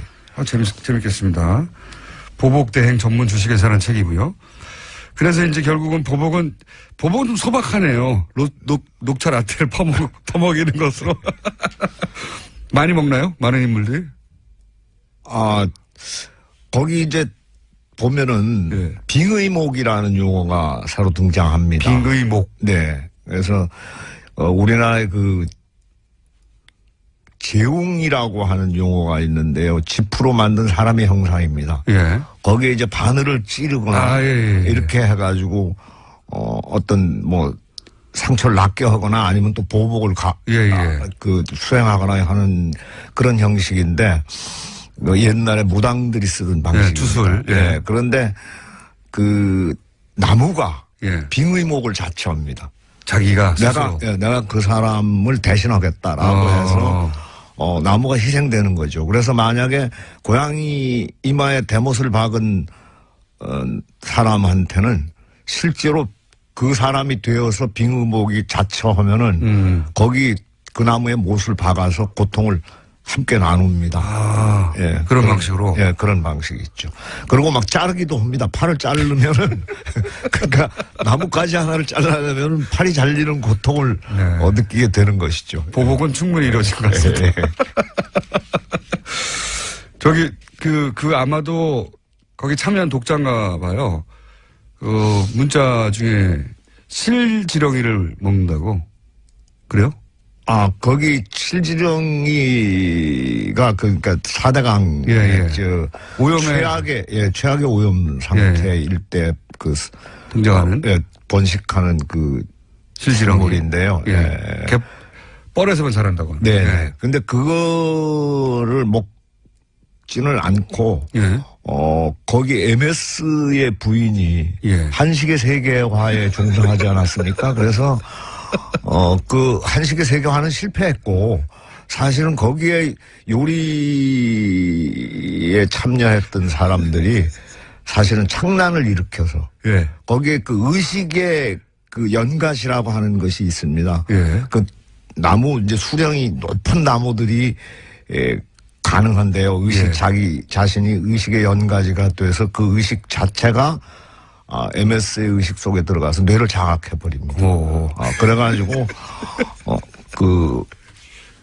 녹조라떼로 만든 음식을 먹죠. 먹을 때는 맛있습니다. 먹을 때는 맛있는데 먹고 나면 그것이 녹조라떼로 변해버리는 거죠. 그러나서 신체에 치명적인. 치명적인. 그러니까 MS가 녹조라떼를 그냥 먹을 수 없으니까 실지렁이라든가 이런 거를 아주 오래된 나무들이 일종의 텔레파시 혹은 염력으로 그 사람 의식을 장악한 다음에 먹게 만들고 그렇게 복수를 하는 기발한. 자, 워낙 현실 참여도 많이 하시니까 제가 이제 책도 4대강에 관한 이야기이긴 한데 최근의 현상들에 대해서는 어떻게 생각하시는지. 왜냐하면 이런 소재들이 또 소설로 등장할지도 모를 것 같아서 제가 여쭤보는데 예를 들어서 최근에 인사청문회 한창이고 그중에서 뭐 김상조 혹은 특히 강경화 후보에 대해서 말도 많잖아요. 이런 거를 보고는 무슨 생각하셨습니까? 사실 저는 그 야당 의원들께 한 말씀 드리고 싶은데요. 사실 내 눈에 들보를 빼낸 다음에 남의 눈에 좀 티나 눈곱을 얘기하시는 게 좋지 않겠는가 이렇게 생각을 합니다. 그렇게 한마디로. 그런 질문할 자격이 있느냐 당신들이 뭐 이런. 그렇습니다. 블랙리스트 기억 나오셨으니까. 사회적 이슈하고 관련해서도 얘기할 거리가 몇 개 있어요. 선생님이 또 블랙리스트에 올랐을 것만 같은 인물인데 블랙리스트에 올리지 않으셨어요. 굉장히 불쾌했었어요. 아니 세상에 거기에 대개 블랙리스트에 오르신 분들은 진정한 예술인들, 진정한 문화인들인데, 저를 거기서 제외한다라고 하는 것은 제가 뭐 제 진정성을 의심했다거나 아니면 능력을 좀 너무 과소평가했던 것이 아니라. 중요하지 않은 소설가다. 그럼요. 예, 제외된 반정부 거죠. 인사이긴 하나. 예. 중요하지 않다. 그래서 상당히 불쾌했는데 나중에 청문회 때 보니까 사찰자 명단에 올랐더군요. 예, 블랙리스트가 아니라 예. 사찰을 직접 당하신 예, 거죠. 예. 그래서 뭐 청와대 민정수석실이나 국정원에서 직접 관리 감독하는 네. 등급이 그런- 훨씬 높으셨던 거예요. 예, 그런 존재였죠. 실제 그런 거를 느껴보신 적 있어요? 사찰을 당하고 있다? 근데 사실 그 사찰을 제가 당했다라고 하는 사실은 예. 청문회를 통해서 알게 됐고요. 예. 생활을 하면서 이럴 리가 없는데라고 하는 경우는 굉장히 많았습니다. 그래요? 어떤? 뭐 예를 들자면 뭐 방송이 잡힌다든가 예. 또 강연이 잡힌다든가 예. 뭐 이렇게 되면은 다 성사가 됐다가 예. 한 3일 앞두고 무산이 돼버리는 거예요. 아, 그런 경우 굉장히. 예, 근데 이게 굉장히 자주. 방송 다 섭외가 돼서 이제 나가기로 돼 있는데 3일 전에 없어진다든가. 예. 근데 그렇게 되면은 그런 건 드물죠, 사실은. 예. 선생님을 섭외하기도 힘든데. 예. 섭외해놓고 3일 전에 취소해버리는 거는 방송사 입장에서는. 그래서 왜 그러느냐고 물어보면은 예. 대답을 안 합니다. 그래요. 예. 강연도 마찬가지고요. 뭐 그냥 더 묻지 마시고 그냥 그렇게 된 것만 알아주십시오 이렇게 얘기를 하죠. 예. 뭐, 그냥 소위 외부 행사들은 항상 그런 식으로 날아갔군요. 예. 선생님의 인기가 과거보다 덜해서 그런 건 아니었을까요? 그래서 저도 반성을. 김원준 공장장님. 이회수 작가님 블랙리스트에 오르셨습니다. 연예인, 문화인, 정치, 또 지방자치단체장들, 언론 블랙리스트에 오른 분들이 엄청나게 많습니다. 요새 사실 그 추석 동안에 명절보다도 요새 떠오르는 말들이 블랙리스트, 사찰, BBK, 다스, 4대강, 국정원 댓글 공작, 방산비리, 사이버 사령부, 이런 것들이 추석을 이렇게 어지럽혀서 되겠습니까? 이 모든 것들이 향하는, 이름. 여러분들 다 아실 겁니다. 더 이상은 얘기 안 하겠습니다. 이어서 교통 상황 알아보겠습니다. 자, 제가 보니까 이거 우리 협찬하시는 분들 이 소개하러 제가 나온 거 같아서 제가 똑같은 걸 4번 반복하는 거는 제 인생 처음이고요. 근데 이 4번을 똑같은 성의와 관심과 간절함으로 하는 것도 처음입니다. 자, 이렇게 방송에 나온다는 게 이런 것이군요. 뉴스공장 명절 특근. 오늘 준비한 순서는 여기까지입니다. 제 목소리가 어떤 때는 어준 공장장, 어준 언니하고도 약간 비슷하다는 얘기를 좀 많이 듣기도 했는데 어떠셨습니까? 저는 또 목요일마다 도시 이야기를 가지고 여러분들 찾아뵐 텐데 사실 말이죠. 오늘 명절 특근이긴 하지만은 공장장 없어도 우리가 또 잘할 수 있는데 근데 뭐 이렇게 꼭 노움을 보여주게 만드는 거냐 말이죠. 이 공장장 겁이 많습니다. 자, 우리 공장장 돌아올 기대하면서 여러분 안녕. 생겨나가는 일종의 프로세스라고 생각합니다. 네. 본인에게 이건 남들보다 나한테 특별히 있는 유난한 능력이다. 그런 거를 느껴본 어떤 본인의 자질은 없는지, 요건 내가 너무 잘하는 것 같아. 그런 게 없었는지. Nein, das kann ich ja nicht machen. 이것만큼 내가 이러하지라는 표현들은요, 자화자찬이라고 생각합니다. 사실 자화자찬은 해서는 안 된다고 생각을 하고요. 타인과의 비교도 항상 부적절하다는 생각을 갖고 있는데요. 그렇게 물어보시니까 한번 생각을 해보면 제가 변호사를 할 때나 정치인으로서 활동을 할 때도 어떤 과정에서든 저는 상당히 저 자신에게 만족하는 편이었습니다. 때로는 극심하게 어려운 시기도 있었고 또 매우 내리기가 어려운 결정들도 있었어요. 그래서 그렇게 고심하고 괴로운 순간들에서도 저는 제 자신을 항상 나는 행복한 사람이다 라고 느끼는 마음이 있었어요. 왜냐하면 왜냐하면 저는 제가 되고자 하는 말씀드린 제 꿈을 이루었고 그것은 제가 항상 원했던 것이었기 때문에 그것을 이루었다라는 그런 어떤 만족감 또는 행복하다는 생각을 갖고 있었습니다. 저 스스로한테 족하다라는 생각을 갖고 있었습니다. 그건 제가 보면 부모님 감사드려야 할 것 같은데 낙천적이고 긍정적이고 자존감이 강하고 예, 저도 그래요. 저도 그런데 그거는 물려받은 겁니다. 생각해 보면 예.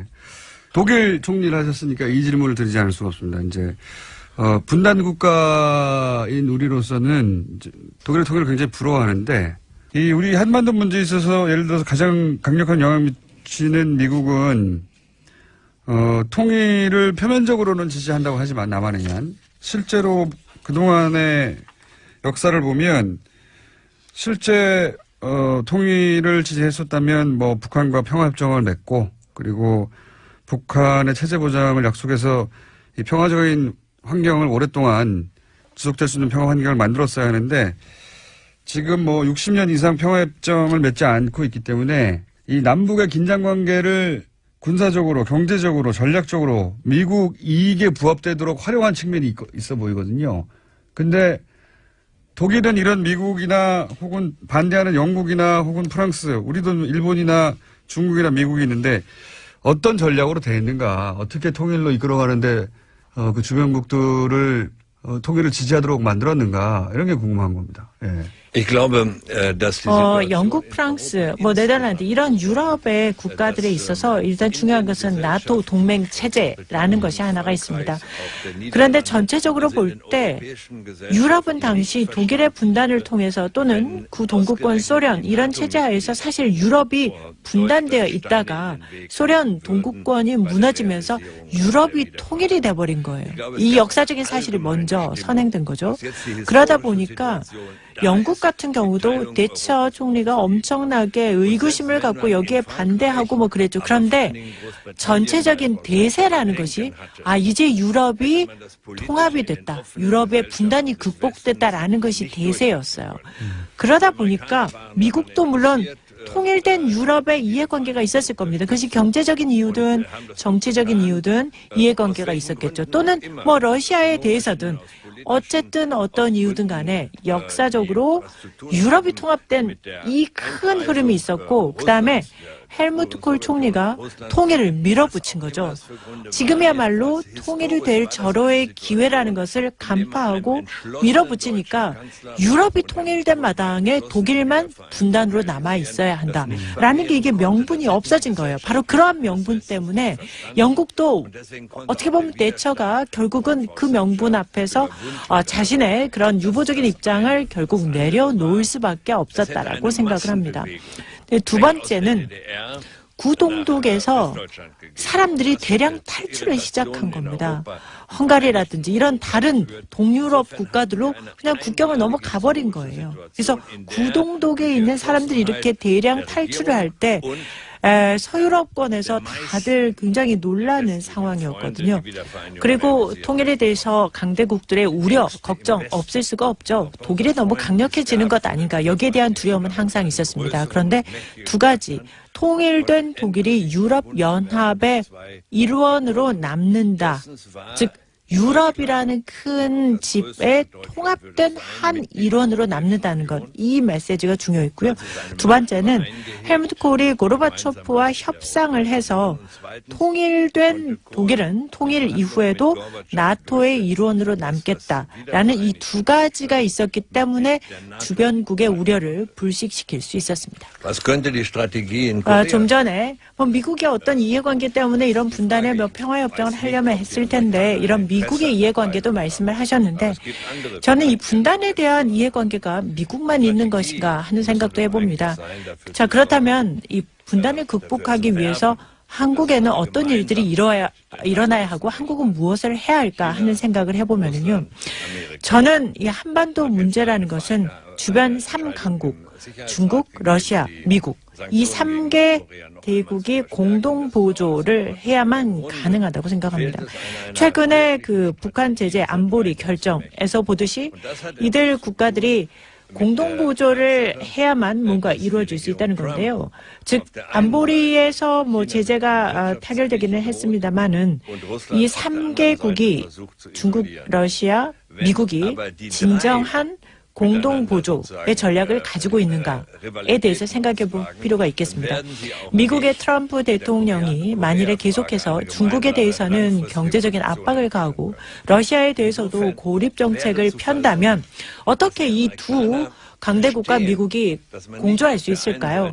이들이 이 3개국이 라이벌 관계를 계속해서 유지한다면 한반도 문제에 있어서 장기적인 관점의 합의 또는 공조는 쉽지 않아 보입니다. 또한 미국의 이해관계, 또 미국이 반드시 이해하고 넘어가야 하는 것은 중국에 대해서 뭐 경제적인 압박, 러시아에 대한 고립 정책 이런 것을 계속하게 되면 절대 이 두 국가가 미국에 대해서 공조를 할 이유가 없다는 것이죠. 그런데 지금 현재 한국의 새 정부가 방향을 설정한 것을 보니까 제가 볼 때는 꽤 괜찮은 방향 설정을 하고 있다고 생각이 듭니다. 그중에서도 에너지 분야를 보면은요. 한국이 러시아와 협력할 분야가 아마 에너지 분야라고 생각하고 움직이는 것 같은데 저는 이 새로운 정부의 시도들이 상당히 이 관계를 개선하는 데 도움이 될 수 있다고 보고요. 통일과 관련해서도 장기적으로 솔루션이나 전략이 필요하겠구나라는 생각들을 해봅니다. 미국 얘기가 나와서 관련해서 한 가지를 더 여쭤보자면 독일은 유럽에서 가장 굳건한 미국의 우방국 중에 하나였어요. 그런데 최근에 트럼프 정부가 들어서고 나서 메르켈 총리가 유럽 운명은 유럽 스스로 맞서야 한다라고도 하고 미국 안보 협력을 영구적으로 기대할 수 없다고도 하고 이런 발언들이 나오는데 독일과 미국의 관계가 아주 근본적으로 바뀌는 그런 시대에 접어들어섰나요? 어떻게 이해합니까? Nein, das glaube ich nicht. 제가 볼 때 근본적인 어떤 관계 변화라고는 할 수 없을 것 같습니다. 그렇지만 변화가 있는 것은 사실이고요. 사실 제가 총리 재임 시절에 부르짖었던 것이 상대적인 외교 정치의 독립성이었던 것이고요. 그런 의미에서 저는 이라크 전쟁 참전을 반대했었습니다.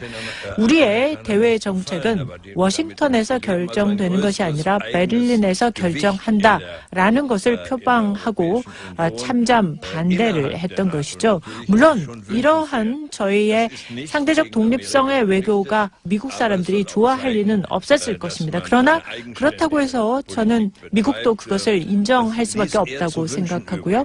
또 유럽 내에서의 어떤 균형, 또 나토 동맹국 내에서의 내적 결속 강화 이런 것들은 당연히 적절한 것이며 그렇게 한다고 해서 지금 말씀드린 유럽 내의 어떤 강화나 나토 동맹국 간의 강화가 미국에 반대한다는 의미는 절대 아닙니다. 미국과의 관계가 근본적으로 변한다기보다는 독일의 독립성, 외교의 독립성 이게 이제보다 더 강조되어야 한다는 게 총리님 시절의 이야기였고 실제 그런 방향으로 가고 있다 지금. 이런 거네요.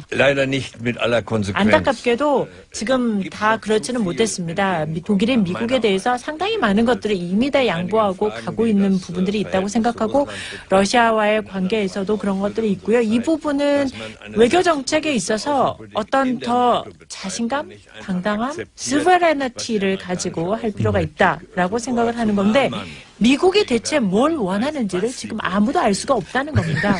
예측 가능성이라는 게 있어야 하는 건데 하루가 다르게 트위터에다 대고 오늘은 이 말을 내일은 저 말을 해대면 이 예측 불가능성에 나라가 휘둘리게 된다는 거죠. 그렇기 때문에 중요한 것은 유럽이 가지고 있는 합리성을 가지고 더 자신감을 갖고 대외 외교 정책을 해야 한다는 거죠. 알겠습니다. 방금 트럼프 대통령에 대해서 평가하신 셈인데 다시 한번 트럼프 대통령에 대해서 어떻게 평가하냐고 제가 독립적인 질문을 드리면요. 별도에.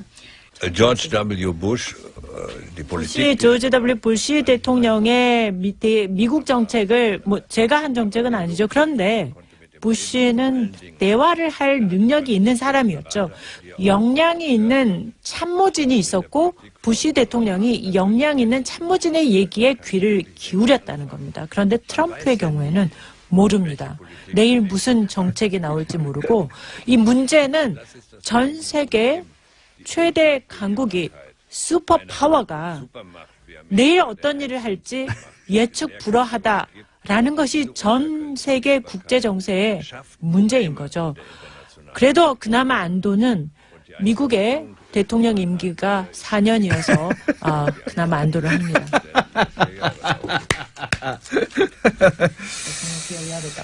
지금 그런 트럼프하고 이야기를 어떻게 우리 한국의 보수 세력이 주고받고 있냐면 전술핵을 한반도에 다시 배치하자.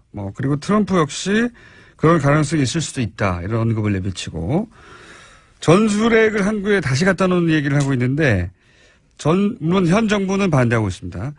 전술핵 재배치가 이 북핵 문제를 해결할 수 있는 해법이라는 주장에 대해서는 어떻게 생각하십니까? 전혀 아닙니다. 국제 정치가 추구하는 목표라는 것은 핵에 대한 전반적인 축소입니다.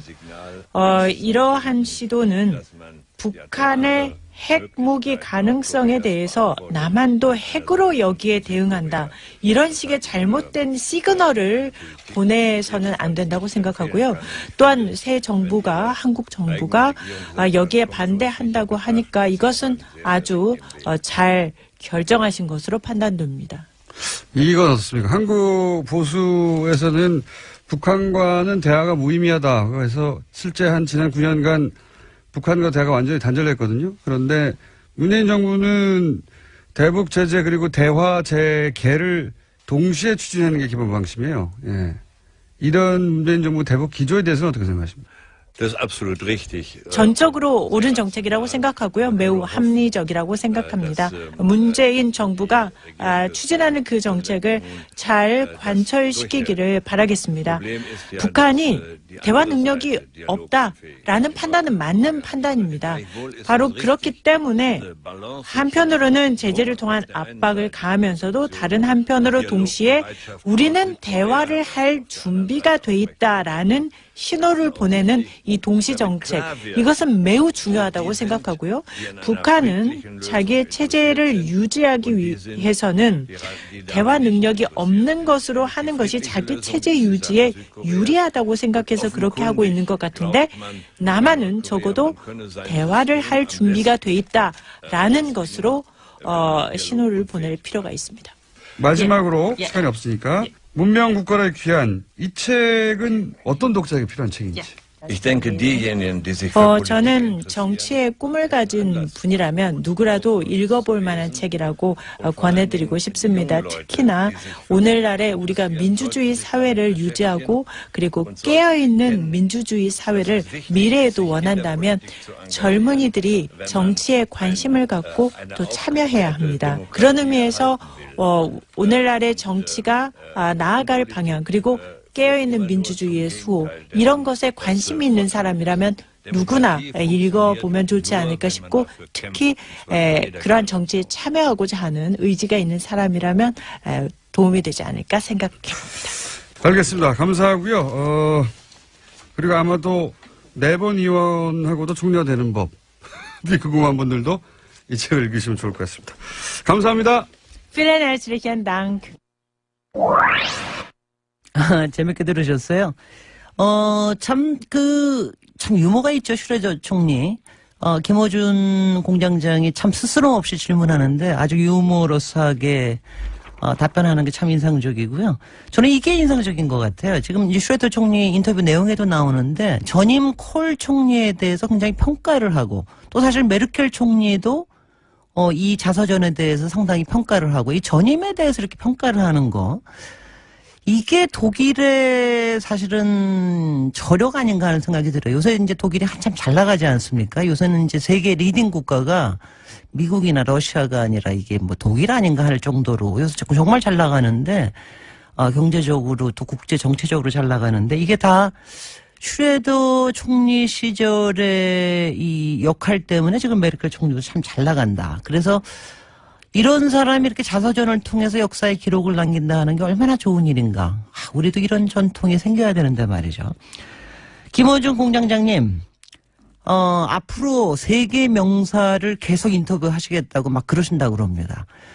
제가 강추하는 거는요, 오바마 전 대통령이 아니라 트럼프 대통령입니다. 김어준 공장장과 트럼프의 만남 기대되지 않습니까? 과연 유수공장을 찾을 두 번째 국가 원수는 누가 될까요? 기대하십시오. 자, 이제 추석 연휴가 본격적으로 시작되는데 교통 상황 한번 보겠습니다. 지금 보니까 제가 이거 녹음한 줄로 아시는데요. 바로 지금 떠보십시오. 그럼 제가 문자도 다 읽어드리고 그러겠습니다. 저기 여기 현장 생방송에 나와 있습니다. 그래서 교통상 정보 듣고 이어가겠습니다. 네, 김어준 뉴스공장 명절 특근 생방송입니다. 그래서 제가 생방송을 증명하기 위해서 문자 몇 개 소개해드려야겠네요. 성남에서 대전에 가신다는 분, 올해 결혼하고 싶은 분을 부모님한테 소개한답니다. 40 넘은 노총각인데 그 부모님 걱정이 대단하셨는데 큰일 하셨습니다. 지금 밀양시댁이라는 분, 전 붙이고 이러고 계실 분 많은데요. 전 너무 많이 붙이지 마시고요. 그리고 전 붙이실 때는 중간중간 먹어줘야 이게 진짜입니다. 명절 특근 협찬해 주시는 상품 소개를 좀 하겠습니다. 아마 이 상품은 여러분들께 가시는 것 같은데, 여자의 꿈 알카메디에서 수소 알칼리 환원수기, 20년 전통식품명가 주식회사 사홍원에서 온라인 상품권, 매트의 명가 파크론에서 IoT 스마트홈 온수매트, 두고두고 보고 싶은 책 길벗 어린이에서 그림 도서 세트, 이태리 명품 구두 바이네르에서 구두 증정.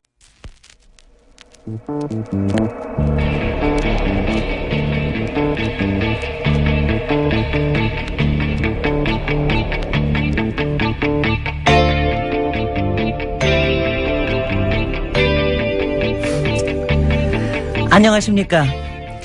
김어준의 뉴스공장 명절 특근입니다. 명절이 길다고 해서 시사라든가 뉴스가 그치지는 않습니다. 그렇지만 명절이 되면 꼭 나오는 뉴스가 있습니다. 바로 명절 스트레스죠. 그런데 이 명절 스트레스가 뭐 교통이나 뭐 다른 뭐 경제적인 문제 이런 것도 많겠지만 항상 나오는 스트레스가 이 여자 남자 간의 문제, 가족 간의 문제, 친척 간의 문제, 이런 문제도 명절 스트레스가 상당히 많다고 합니다.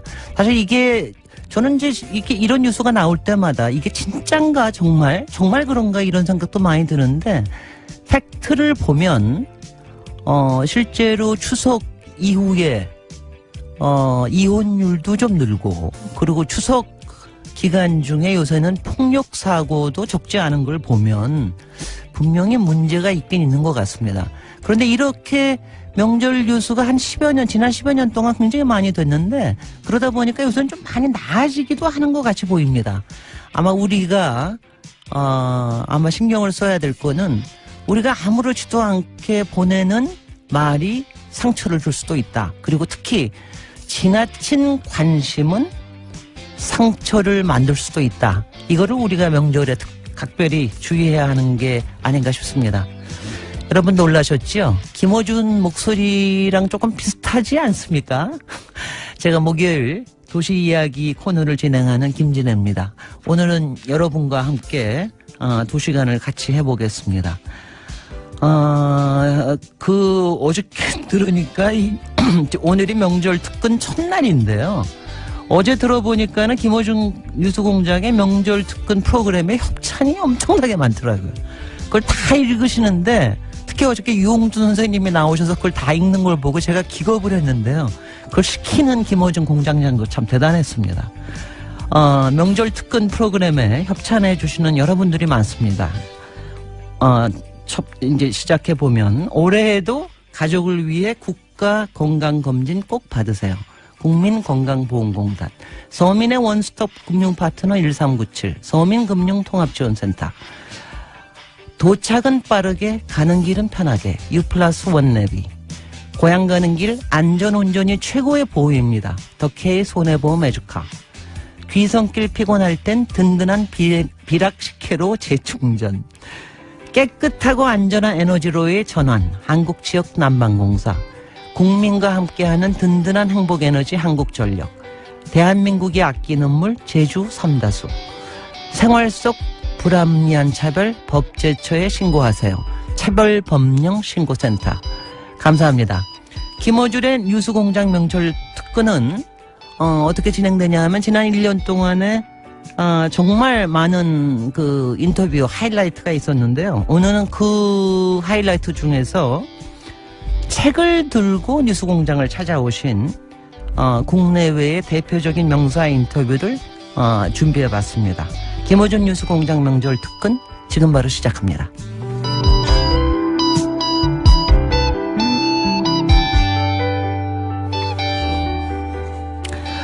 김어준 공장장님이 지난 1주년 공개방송 때 세계 최고의 시사 프로그램이 되겠다는 포부를 밝혔는데요. 그동안 뉴스공장을 찾아준 인터뷰 연사 수준도 그야말로 글로벌 수준의 명사가 많습니다. 오늘 첫 순서는 지난 9월 15일 방송된 독일 슈레더 전 총리 인터뷰입니다. 저도 이거 듣고 깜짝 놀랐는데요. 자서전을 내시고 한국어판 출간과 함께 진행된 게르하르트 슈레더 전 독일 총리 인터뷰 다시 들어보시죠. 독일을 통일했던 헬무트 콜 총리를 이기고 1998년부터 2005년까지 독일의 제7대 총리를 역임했고 최근 문명국가로의 귀환이라는 자서전을 발간한 슈레더 전 독일 총리를 스튜디오에 직접 모셨습니다. 안녕하세요. Vielen Dank. Ich bin gern gekommen. 예, 저는 방한 기간 중에 택시 드라이버 영화도 관람하였고 또한 이 촛불 혁명에도 지대한 영향과 기여를 했다라는 말씀도 들어서 초대받는 것을 기꺼이 응했습니다. 독일 전직 총리로는 처음 와주셨기 때문에 대단히 감사드리고 더불어서 정치인 슈레더는 한국 언론에 소개가 된 적이 있지만 어떤 사람인지 자연인으로 한 번도 소개된 적이 없어서 저도 궁금해서 개인적인 질문부터 몇 가지 드리겠습니다. 첫 번째 드릴 질문은 제가 자료를 보다 보니까 중학교를 졸업하고 나서 소매상의 판매직으로 일을 하셨더라고요. 고등학교 진학을 안 하고. 왜 고등학교 진학을 안 했는지, 공부를 못 했는지. Nein, ich habe nicht gefaulenzt. 제가 공부를 못하거나 게을리하지는 않았습니다. 그런데 저희가 5형제였거든요. 그리고 저희 어머님은 전쟁 미망인이셨어요. 아하. 아버님이 2차 세계대전 중에 돌아가셨습니다. 따라서 당시에 저희 집안의 형제들은 모두 스스로 각자 해결해야 되는 상황이었죠. 학비를 부모로부터 기대할 수 없었고요. 또한 너무나 가난했었기 때문에 각자 형제들이 빨리 독립해야 한다. 스스로 벌어서 내 앞가림을 해야 한다라는 것을 저희는 너무나 다 잘 알고 있었습니다. 저는 야간 학교를 다니면서 소매상에서 일하면서 저녁에 공부를 하면서 독일에서 대학에 입학할 수 있는 입학 자격 시험에 합격을 하였는데요. 야간 학교 다니면서 취득한 겁니다. 말하자면 그래도 어느 정도 살만한 집안의 자녀라면 가지 않았을 그런 다른 길을 간 거죠. 제가 다른 길을 가기는 했지만 이것이 제 인생에 한 번도 해가 되었거나 어떤 불이익을 크게 끼쳤다라고는 생각하지 않았습니다. 저희 어머님이 저희를 사랑으로 키우셨고 또 무한한 자유를 주셨기 때문에 저는 저의 유년 시절이 행복했다고 생각합니다. 제가 자료를 보니까 22살이어서 대학 입학 자격을 얻으셨습니다. 그런데 변호사 자격을 취득한 건 1976년이에요. 그래서 따져보니까 대학 입학 자격부터 변호사까지 14년이 걸렸어요. 14년이. 그리고 그 사이에 뭐 하셨는지 전혀 없거든요. 20대 초반부터 30대 중반이 되는 14년 동안 무슨 일을 하셨는지 14년 동안 계속 변호사 시험이 떨어진 건지. Ich habe ihn außerordentlich kurz studiert. 추측하시는 것보다 솔직히 저는 공부를 좀 잘하는 편이었습니다. 그래서 지금 14년이나 제가 떨어졌다가 고배를 마시고 공부만 했다고 생각하시는데요. 사실은 그렇지 않아요. 저는 독일에서 다른 학생들보다는 빨리 학업을 오히려 마친 편이었어요. 9개 학기, 즉 4.5년 만에 학업을 마쳤는데요. 저희가 가난했고 제가 돈을 빨리 벌어야 했기 때문에 오히려 공부를 여유 있게 할 수가 없었어요. 그래서 굉장히 빨리 공부를 마치려고 노력했던 편인데요. 시간이 이렇게 걸렸다 하는 것은 말씀드리면 4.5년 정도 9학기에 걸쳐 학업을 마치고 나서 독일은 일반적으로 실습을 합니다. 그래서 법원 시보로도 실습을 하고 로펌에 가서도 시보를 하고 또 검찰청에서도 시보를 하는 이런 실습 기간이 긴데요. 지금 76년이라고 하신 것은 제가 시험에도 다 이미 합격하고 로펌에서 말하자면 그 월급쟁이 변호사라도 일을 했던 그런 것들을 다 지나서 1976년에 재법률사무소를 낸 것이 76년이었다는 뜻이었습니다. 의심이 많으시니까 성적표도 보내드릴 테니까 청취자분들께 꼭 공개해 주시기 바랍니다. 1980년에 연방하원 선출이 처음 되셨는데 이때가 그러면 30대 후반이네요. 예. 정치를 왜 시작하신 건지. Das hat zu tun mit meiner Kindheit. 저희 집이 워낙에 가난하였습니다. 그러다 보니까 교육의 기회는 곧 힘이다. 교육만이 힘이라는 그런 생각을 일찍 했습니다. 그래서 저의 삶에 있어서 항상 누구나 무상 교육을 받도록 해야 한다라는 것에 제 정치 삶을 바쳤다고 해도 과언이 아닙니다.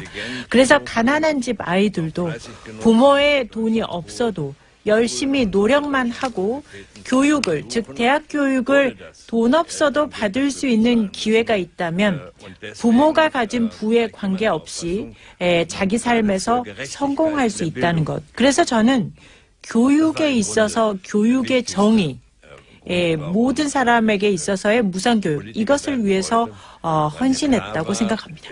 즉 교육에 있어서의 이러한 정의를 세우기 위해서 필요한 것이 곧 정치였고 그래서 저는 정치인이 됐습니다. 본인의 이상을 본인이 직접 가능하다는 걸 보여준 셈이네요? 맞습니다. 예를 들어서 무상급식이나 무상교육을 해야 되겠다고 생각했던 정치인들도 많았을 텐데 결국 총리까지 되는 사람은 극소수에 불과하거든요. 그 극소수만 갈 수 있는 자리까지 갈 수 있었던 건 본인의 어떤 자질 때문이라고 생각하는지 그게 궁금합니다. Ich glaube, man braucht doch 첫째, Ehrgeiz. 야망이 있어야 된다고 생각합니다. 자기가 정말 되고 싶은 것을 열렬히 추구하는 그런 마음. 두 번째, 열정이 필요하죠.